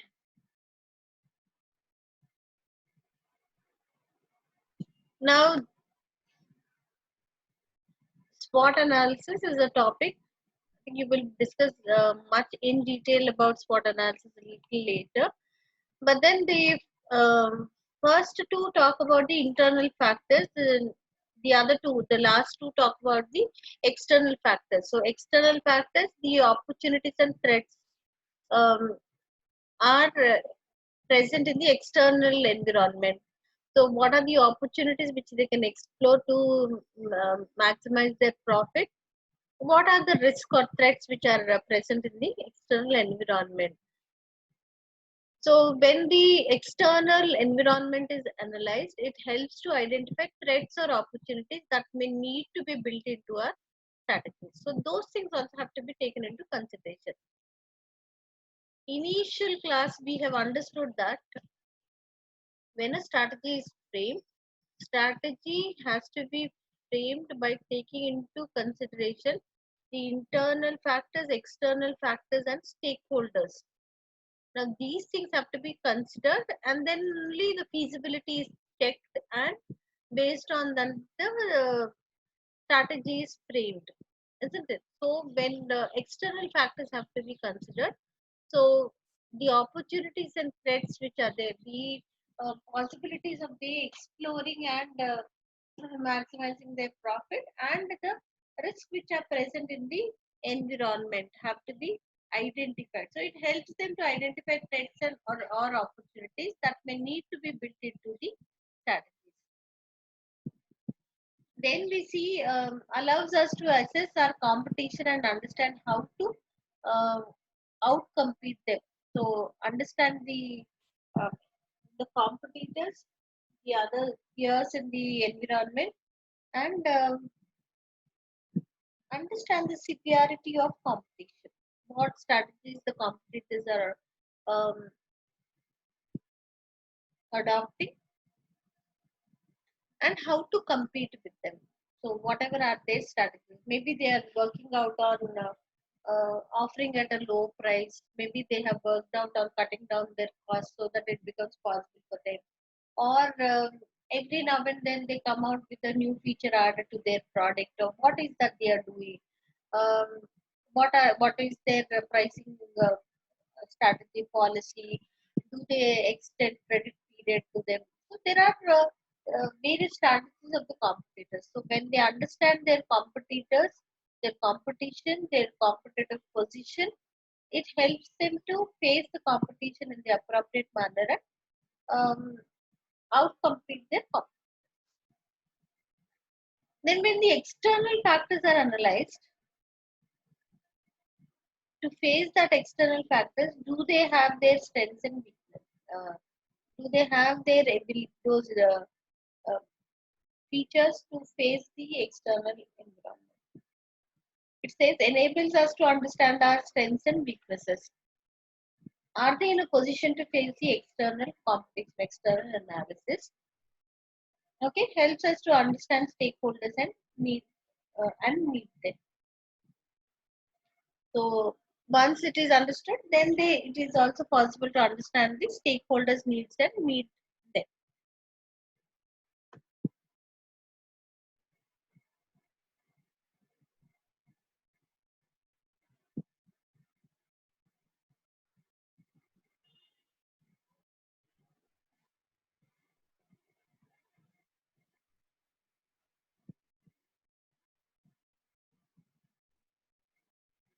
The next one is pestle analysis, or it's also called as pest only.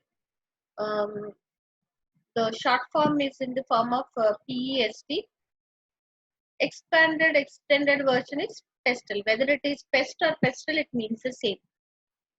P stands for political, E stands for economical, S stands for social, T stands for technological. That's pest analysis, with adding two more features, but E is environmental, L is legal. So legal is combined with political, environmental is combined with economical. Okay, so we have to have a thorough knowledge about what are the factors which come under each category. So under political, what do we have? Economical, social, and technological. Because while identifying the MCQs, we need to understand what are these things which are covered under each aspect of this pest analysis or pestle analysis. Trade regulations, this is political. Okay, trade regulations, price controls, um, taxation policies, employment laws, and nationalization. These are things which are covered under political or legal. Right? Trade regulation, price controls, taxation, employment laws, and nationalization. Then under economic, in the economy, what is the scenario? Whether what are the trade cycles? Okay, what is the policy of the government? So, economical talks about position in a business cycle, that is boom, recession, depression, and recovery. The trade cycles of the economy, that is covered under economic. Then government related macroeconomic policy about inflation, import, export duties, etc. They come under this. Environmental is see, when the organization leaves an impact on the environment, if the environment gets affected because of the nature of the business, then there are certain things which are laid down for the organization to be followed so that there is less impact on the environment. So environmental thing again talks about what is the policy of the government, or what are the guidelines which are laid down for the organization. So it tests about the compliance part of it. Okay, environmental, the government guidelines or policies towards such organizations which have an impact on the environment. So it is more to do with compliance of the uh, rules and regulations which are laid down for the organization. That comes under environmental. Then we see social. Social, the human aspect. The human aspect of it is considered under social. The social framework, the power leadership, culture, the cultural risk, size and location of marketplace, socio-cultural living styles, attitude, uh, customs, and power. So it is basically deals with the human beings, their tastes, preferences, the cultural aspects, the demographics, the geographical aspect of it. Those aspects are covered under social. Technological, about the technology, determines types of products made and sold, determines methods of producing products, providing services. What technology? Are they dependent on um, manpower, labor, or they have moved towards automation, computerization? What are their systems? These things are dealt under technological. So, for the purpose of framing the strategy, SWOT analysis has to be considered. That is the internal factors, external factors, and also the stakeholders analysis should be taken up. Then another model is about the pest analysis. So analyzing these four factors, or rather six factors under pestle analysis, considering what is the scenario prevailing in that economy among the people of that economy, what is the economy going through, what is the inflation, tax policies, the technological advancement, all these things also should be considered before a strategy is framed.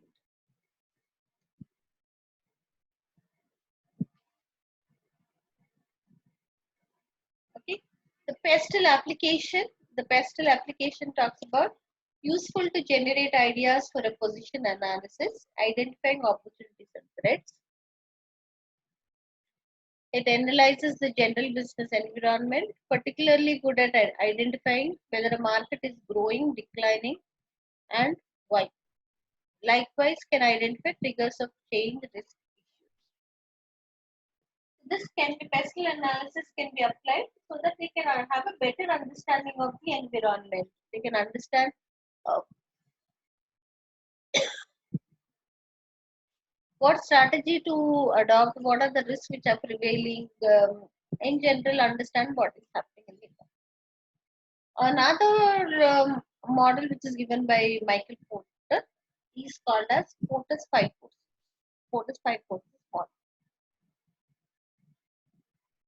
Porter has identified that to face competition, there are five forces. First, we have to understand what are these forces, understand them.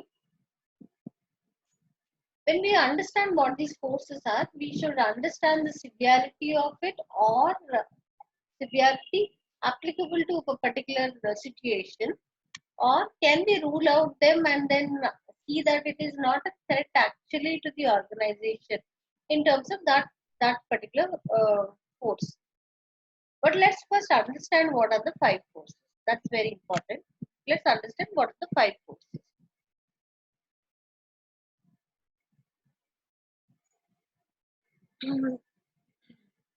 The five forces are threat of new entrants, the competitor rivalry, the power of the suppliers or the power of the buyers, and finally substitutes.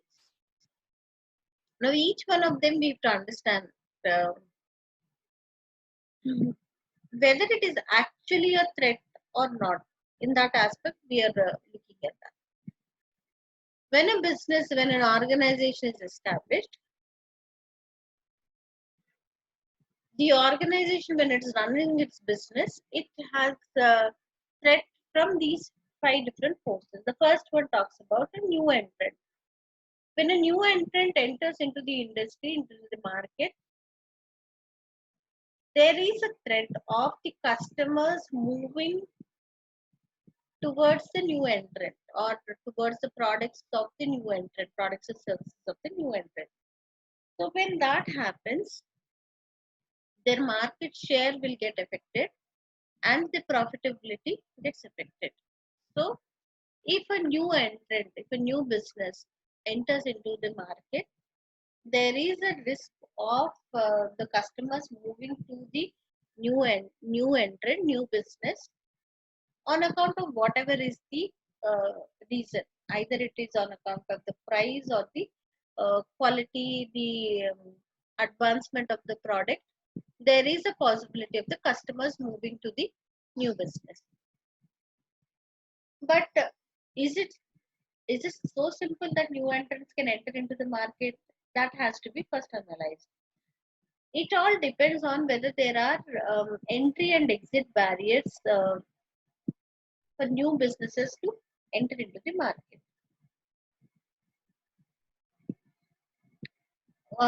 The and if there are entry barriers, like any example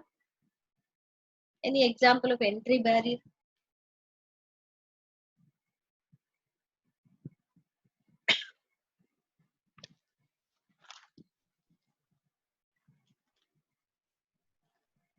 Only to ensure that you're there in my class, I keep asking questions.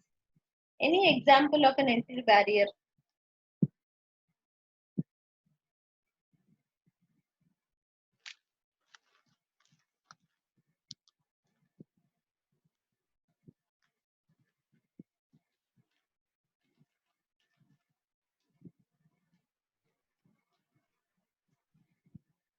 High investment.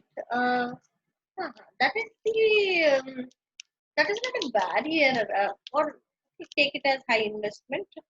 Um, okay. Anything else? Not enabling them to enter into the market. Licenses, registration procedures, those things are entry barriers. Okay.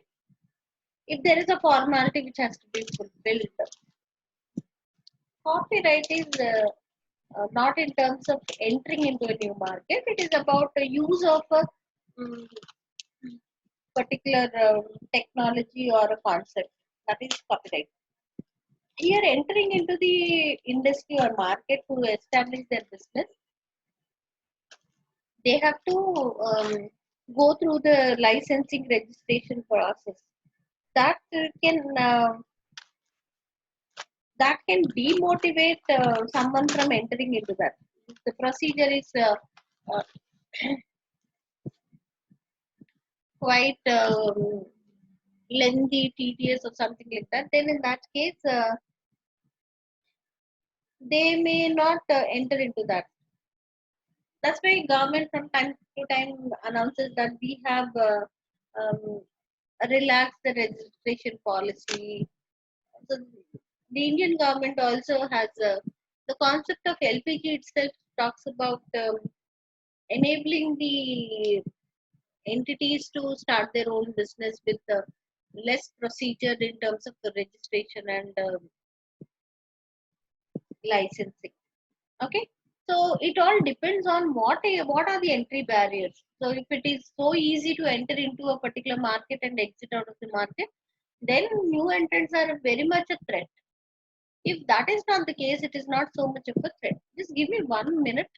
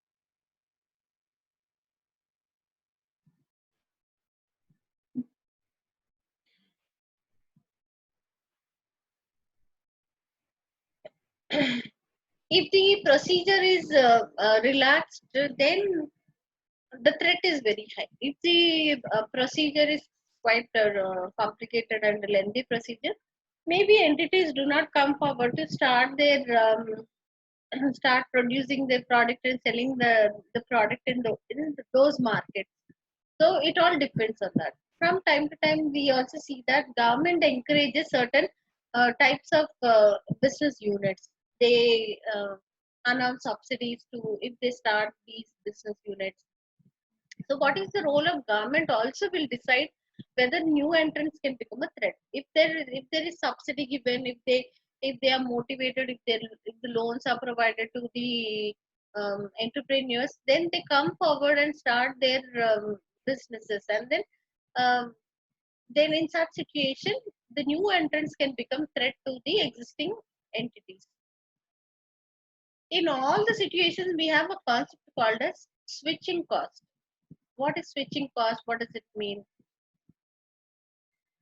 If the customers move from one entity to another entity, if it is free, then we see that they very quickly move, and then they have the choice. But in the process of moving from one entity to another entity, one business to another business, one product to another product, if there are certain costs which are associated, then we do not see that new entrants becoming so much of a threat. Like, for example, sometimes we see that subscriptions are given, or the customers are enrolled in certain subscriptions. So they pay an amount for a specific period of time, like for next 3 months, 6 months, 1 year, something like that. As long as they are customers of that particular unit, they can avail the benefits. Once they move away from this business, then they will have to forego the benefits which are associated with the subscription. In that case, they do not prefer to move to another business and buy another product. So if there are switching costs involved, then switching costs also can prevent the customers from moving to um, the others. It could be it is applicable for other competitors. Competitive rivalry is a threat from the existing competitors. Competitive rivalry. So threat of new entrants, whether it is actually a threat or not, depends on these factors about what is the entry exit barriers, what is the role of government in motivating and encouraging the new units to start their business, the restrictions about the high amount of investment which is required, or it is easy, the technological aspects which are involved, how advanced is the technology that a new entity can adopt that. Then we also have the switching costs which are involved. Then it depends again on the existing entity, how advanced is it? Are they a leader in that particular industry, in that particular market? Are they a leader? If they are leader, it is very difficult for a new entrant to catch up with them. So then also the new entrants cannot become a threat. So here we have to first analyze about what are the threats. There are 5 threats, but it is not only theoretically learning about what is the threat. We also have to look into whether they can actually become a threat or not.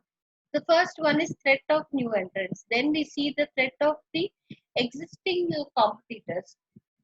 Existing competitors, what are their strategies? How far can they become a threat?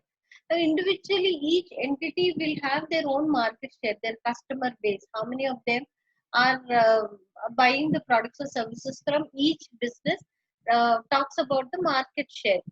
Now, the existing competitors always have a way to attract the customers. So the customers also get attracted towards the competitors' products. So if the competition is severe, then they have to be very careful, because that is the biggest threat for them.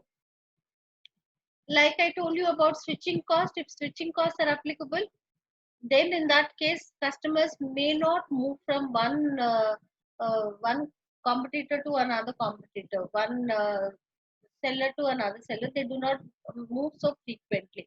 But if there are no switching costs, then in that case the choice is with the customer, and customer can buy the products from any supplier.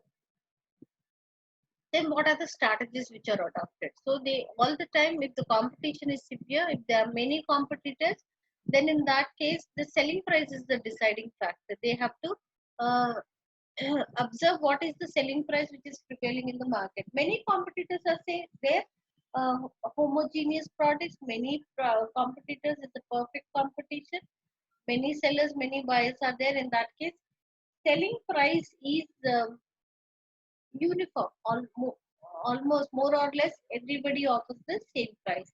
So then in that case the entity also has to adopt the same price. That is one important point. Whether it is feasible or not, it has to be worked out. Then the strategies have to be worked out in terms of what are the competitors doing. Are they adopting a strategy of cutting down on the cost? So if they are on the concept of cutting down the cost, if their strategy is to cut down the cost and minimizing the cost so that the selling price can be lowered, in that case that has to be adopted, because it is the any chance which is taken can have a negative impact on the business, and a positive result will be seen with the competitors. So for that reason, they have to be careful in terms of uh, cutting down on the cost. So effective measures should be taken to cut down on the cost. Then if they come out with differentiation is about adding lot of features to their existing product. So some of the products we see that many features are added from time to time. Um, Cell phone is one big example which we can quote. So very frequently, the options keep changing. The features which are added in the cell phone keep changing. So one company comes out with something, another company comes out, and very frequently we see that. So there are product differences. More features are added. Advanced features are added. So differentiation, if that is their strategy, then that has to be adopted. In that case, they should not be thinking about investing huge amounts into research and development. Okay, what is the position of the competitor? What is the strategy of the competitor? Decides about whether it is actually a threat to the entity or not. Okay, if the competitor is planning on discounts, then they are also compelled to give discounts. So this can be possible only if they work out on cutting down on their costs. So that then it becomes possible for them.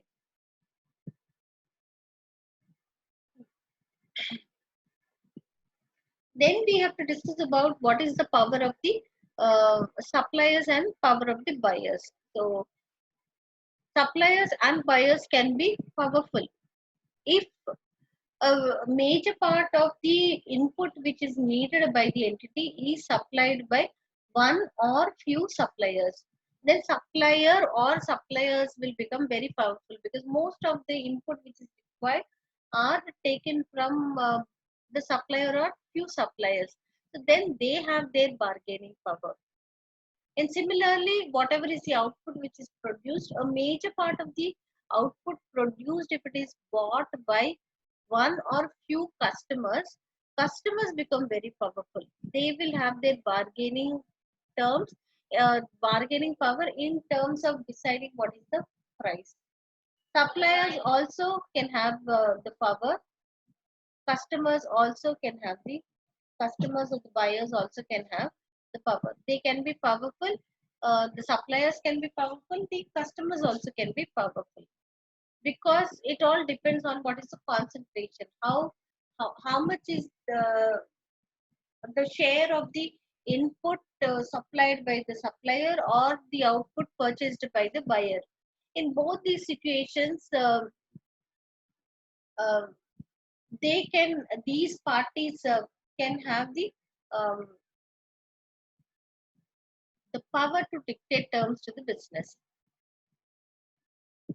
Here also we can apply the switching costs. If there are switching costs involved, then it may be difficult to move from one supplier to another supplier. If there is no switching cost, maybe another supplier can be selected, and the number of suppliers who are present, among them another supplier can be selected.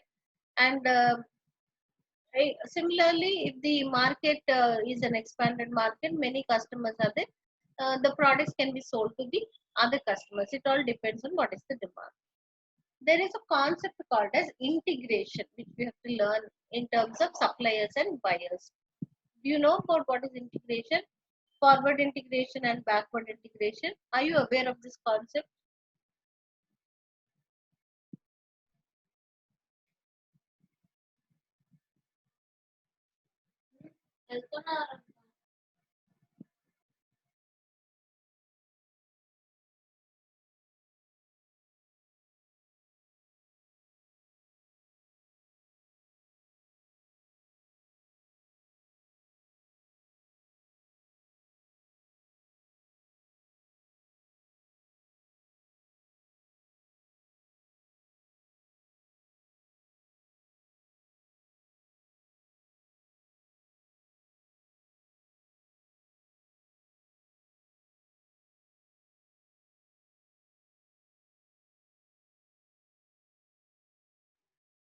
Are you aware of this term integration, forward integration, backward integration? Respond. Are you aware of this concept called as forward integration, backward integration? Yes, you're aware of that. Okay. What does it mean?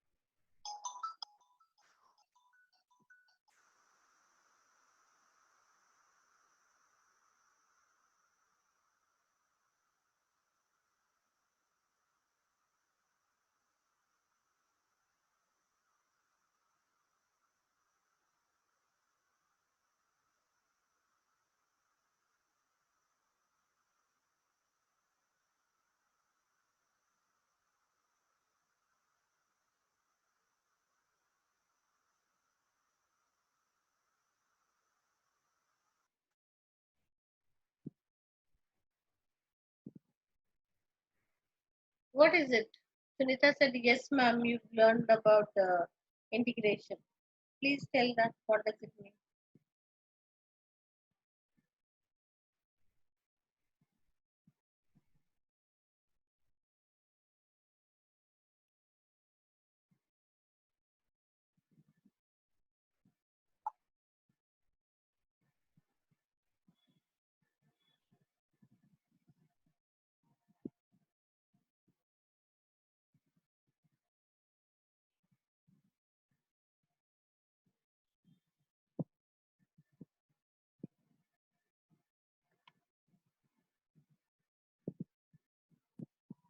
Vertical integration, yes. Company buying suppliers company. Yes. Buying suppliers company, or rather they themselves starting a business which the supplier is into. They themselves start their own business. It is not necessary that they buy the supplier's business, but they also venture into that particular area, and they provide the input which is needed, which otherwise the supplier was supplying. Instead of buying the supplier, ma'am, they can start their own unit wherein they themselves can provide the input which is needed. So then, if they can get into um, so that's backward supplier. Forward supplier is when they uh, when they can sell their own product instead of supplying them to the customers. They will set up their own business to directly sell their products. That's forward integration. So if the entity is can integrate both in terms of forward and backward, then buyers and suppliers are not so much of a threat. Then we see the threat of substitute. Substitute is using some other product in place of that. Best examples which we quote about substitutes are tea and coffee. In place of tea, coffee can be used or something like that. Okay. So how much is substitute threat is, it depends on the tastes and preferences of the customers. So if they are very particular about using that particular product or a brand, or then it is not so much of a threat, right? If these forces are a threat, then that will impact their profitability. So Porter has suggested that these are the five forces, and understand them so that these five forces can be faced in appropriately, in a way that their profitability is not affected. Otherwise, these threats can affect their profitability.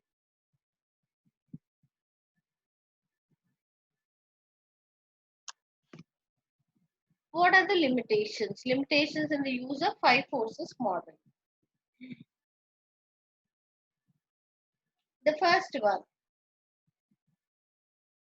Dynamic industries, many find little benefit from industry analysis. By the time the analysis has been done, the industry has moved on.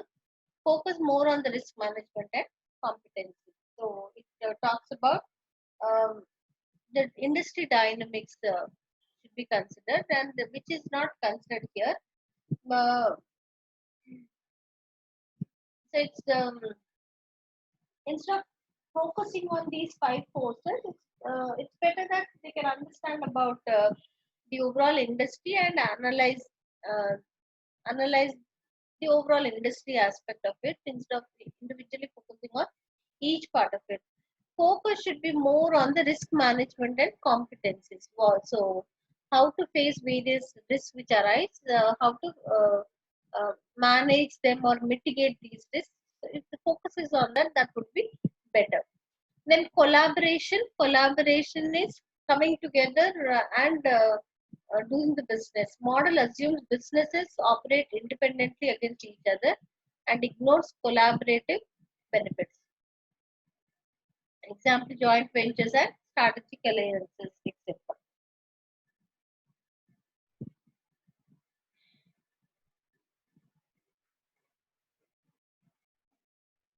There's something called as cartel. Cartel is when the competitors who are present in the market, they come together, form into a cartel to become a monopoly in the market. So these things also prevail. It is not always that one entity is facing the other entities or the competitors and the superiority of the competitors. To do the business, they can form into cartels, they can form into joint ventures, they can come together and do the business, even if a new entity is not started, that is with strategic alliances. Now, these things also happen in the market. It is not always that X is fighting with Y or Y is fighting with Z, or individually they are placed and they are trying to find their position and their market share. That doesn't happen all the time because there are other dynamics of the market also where competitors come together to uh, to form into a kind of monopoly and then dictate terms in the market. Right? Outside in versus inside out. Five forces of great help to strategic planning, but is difficult to apply for competence based business strategic management. Competence based businesses. Example, high-tech innovative companies. So it says that difficult to apply for such high-tech innovative companies. It may not be possible. Why? Because they are the leaders. That's what. So if they have already um, crossed that initial introduction stage and they've put in too much of research and development, innovation, designing, all that, if they are much ahead of that, none of these forces can act as a threat. So that has to be ignored. Now, certain things where they are technologically well advanced, they're much ahead of their other peers in the market. In that case, it this model will not apply to them. Okay, some of them are the leaders, some of them exist in the business for quite a long time, so others to catch up with them, it may not be so possible. So because they have moved in the product life cycle to the next level, even if others come also, they cannot be on par with this. It is not applicable for such things. That is example, high tech and innovative companies. NFP, not for profit. Five forces focuses on industry profitability, not a main objective of not for profit organizations. Also, any business not pursuing a profit objective may not find it useful. So, for not for profit organizations, because profit is not their criteria, it is not uh, applicable or useful. This model is not applicable or useful for such entities. Then the role of government also. Some analysts add this as the sixth force because sometimes government comes out with giving subsidies and some benefits are announced. We have in India SEZs. So they encourage. Now also in this crisis movement, the central government has announced that they have changed the definition of MSME, and then they have um, relaxed the rules about the MSMEs, and then they are encouraging more of micro units to start their business because of whatever situation happened in the economy where the workers have migrated to their home places, hometowns, and all. So then, in that case, the stand of the government is so very different now. So they have relaxed on so many norms. The loan facilities are available. So capital availability is much more. So such situations, then the government's role will become a threat to the organization. Now we see that they are encouraging that they can start units in the village environment. So for that they are taking so many measures. So then we see that new entrants coming up, and then the the situation changes with the intervention of government. So role of government also um, should be considered.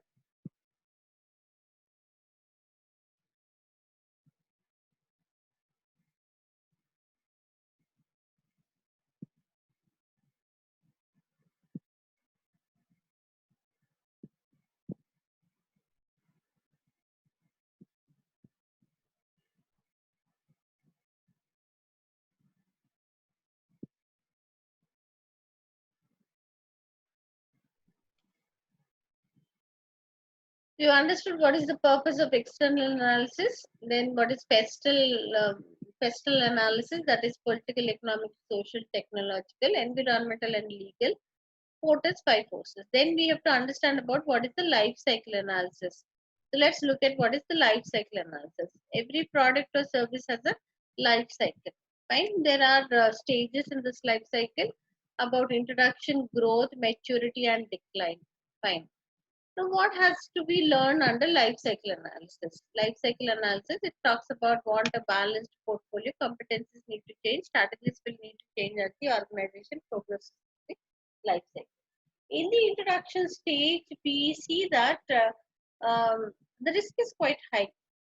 The risk aspect is high because it is the introduction stage. It is not sure whether the product would be accepted by the market, the amount which is invested, whether it will be able to earn a return or not. Risk aspect is very high because it is not known. We see that so many times innovative products enter into the market within no time, even they have forgotten also because that's not accepted by the customers.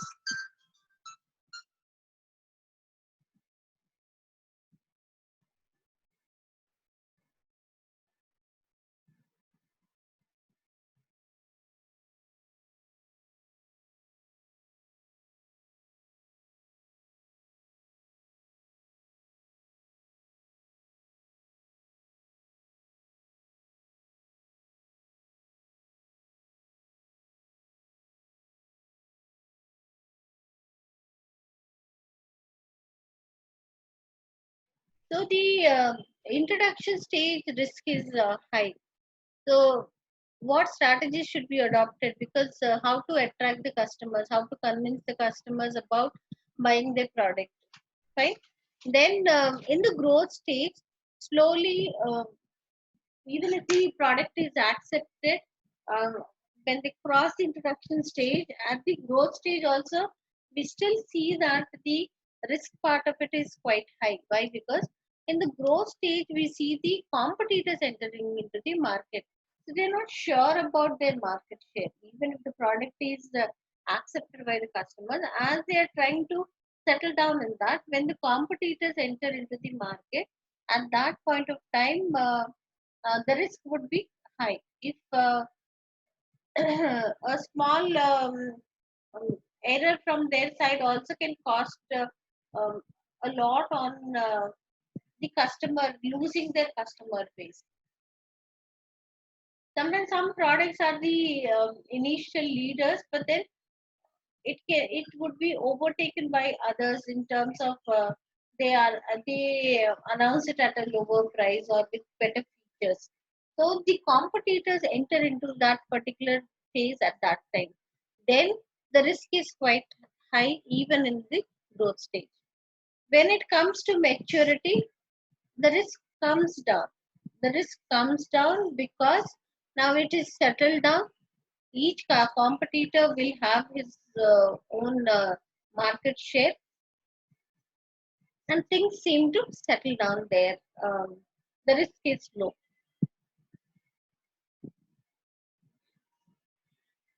Then, when it comes to decline, at the decline stage, we see that the risk is low. It's decreased risk. Why? Because it's already reached the decline stage.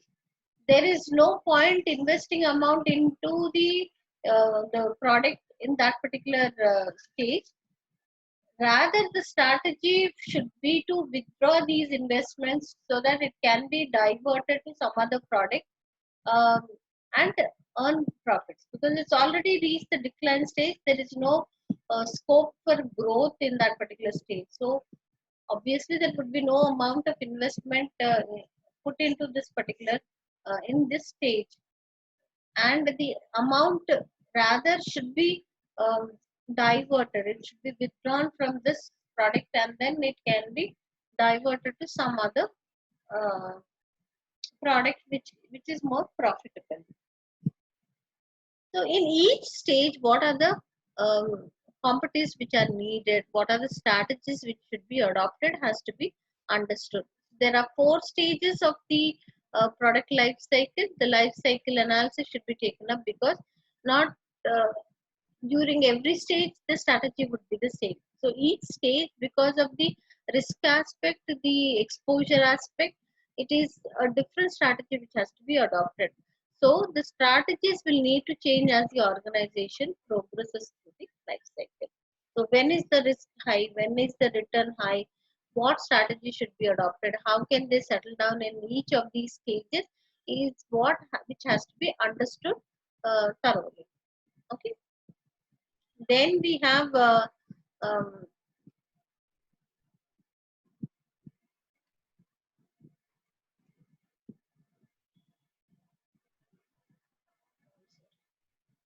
we've done purpose of external analysis, question, Porter's forces, life cycle analysis, and the drivers of change. What are the drivers of change? Change is needed. Change is needed by every organization. Change is needed for growth, for it to expand, to become profitable. If they do not change according to the changes in the market, there is a possibility of the business becoming outdated and um, becoming a failure.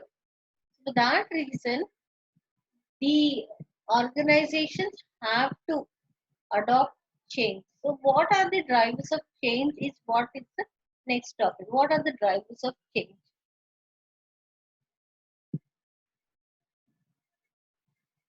Changing technology.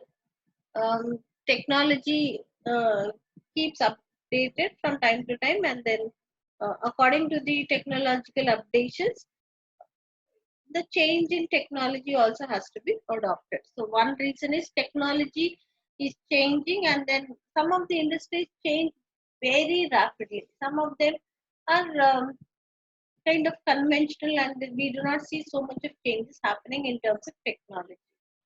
Okay, but some software related things, the technology updates, but then conventional education industry, maybe technologically there are not so many advancements happening in that certain things where we do not see so much of technological changes happening. But because of the changes in technology, um, there is a need to um, adopt that change, right? Then unpredictable demand. Unpredictable demand, um, mostly in case of seasonal businesses and all. It is not it is not very precisely they can predict the demand. Demand forecasting is generally based on the past performance, the past data, the past trend.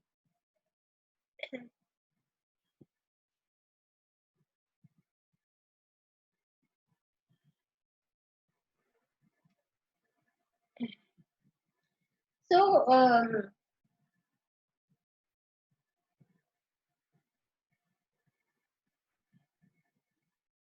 but in case of certain businesses which are seasonal in nature, um, there may not be a particular trend which can be established, and demand cannot be predicted. If demand is predicted, accordingly, the product or services can be made available to them. But then, if there is no particular trend, there is no particular pattern, demand cannot be predicted. Then, in that case, they have to um, adopt themselves according to the changes in the demand. Increasing globalization. So, because of increasing globalization, they have to also consider how to take care of the needs of the global customers. So, globalization will open doors for new opportunities. At the same time, it also is a threat from the foreign competitors. So, increasing globalization to adapt to the uh, changes in the market in terms of global buyers and global competitors to adopt themselves to that change is needed. Development of high growth emerging economies. So rapidly when there is growth, then they have to pour out the investment amount, shell out that amount, and then grow according to that. If they do not grow according to that, then the competitors overtake. If the economy is a fast growing economy, on par with the changes in the economy, they have to adopt themselves and change according to that. If that situation doesn't happen, in that case, the competitors can overtake them, and they can become outdated. Increasing sustainability awareness talks about, we just learned about sustainability.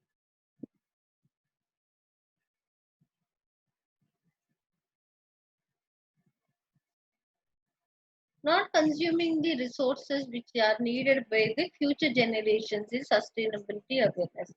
So maybe initially they were not so worried about um, how is the how are the resources consumed, but then because of the sustainability awareness, they have to adopt certain policies, certain strategies to ensure that they follow those things like less amount of water consumption, power consumption, effective utilization of certain resources involved.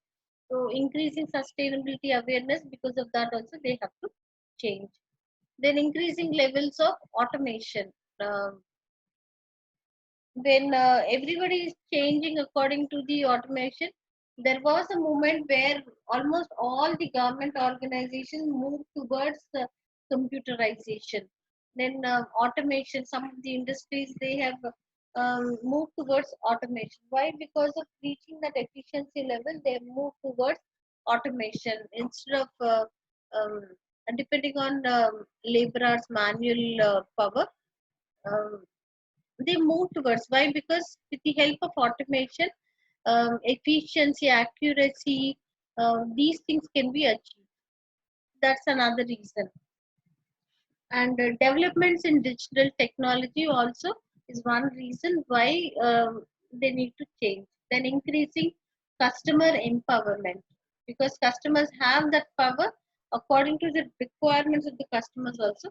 There is a need to change. Then geopolitical issues, so whatever are the political issues, according to that also they have to adopt to the change scenario. All of these mean that an organizational external environment is changing at an increasingly rapid rate, so that predicting the future is becoming more and more uncertain if they do not change. Some organizations, they feel that they are content with what is happening. They're self-satisfied with their entity. In such a situation, if they are not willing to change with the changes, then they may become outdated and they may move towards failure. That risk is always there. So when they have to change according to that, now in terms of changing, they should not have a policy of changing in a slow and incremental manner. They are That is also not a right strategy. They have to change with the pace in which the market is changing, the economy is changing, the competitors are changing. If that doesn't happen, then there is a threat that they can move towards failure. So these are the drivers of change. Any doubts still here? The question we will finish. We'll do some more topics in tomorrow. Not tomorrow is a holiday for you. Monday's class, but then Monday will not be a 3 hours class. Monday till Thursday, all the 4 days will be 2 hours classes. The next Friday onwards, we will again have this 3 hour section. Done. Um,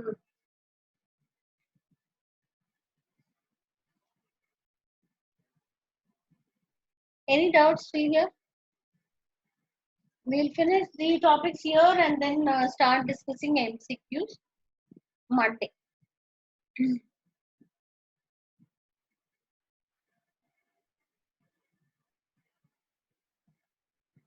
When do you have to write the exam, this exam?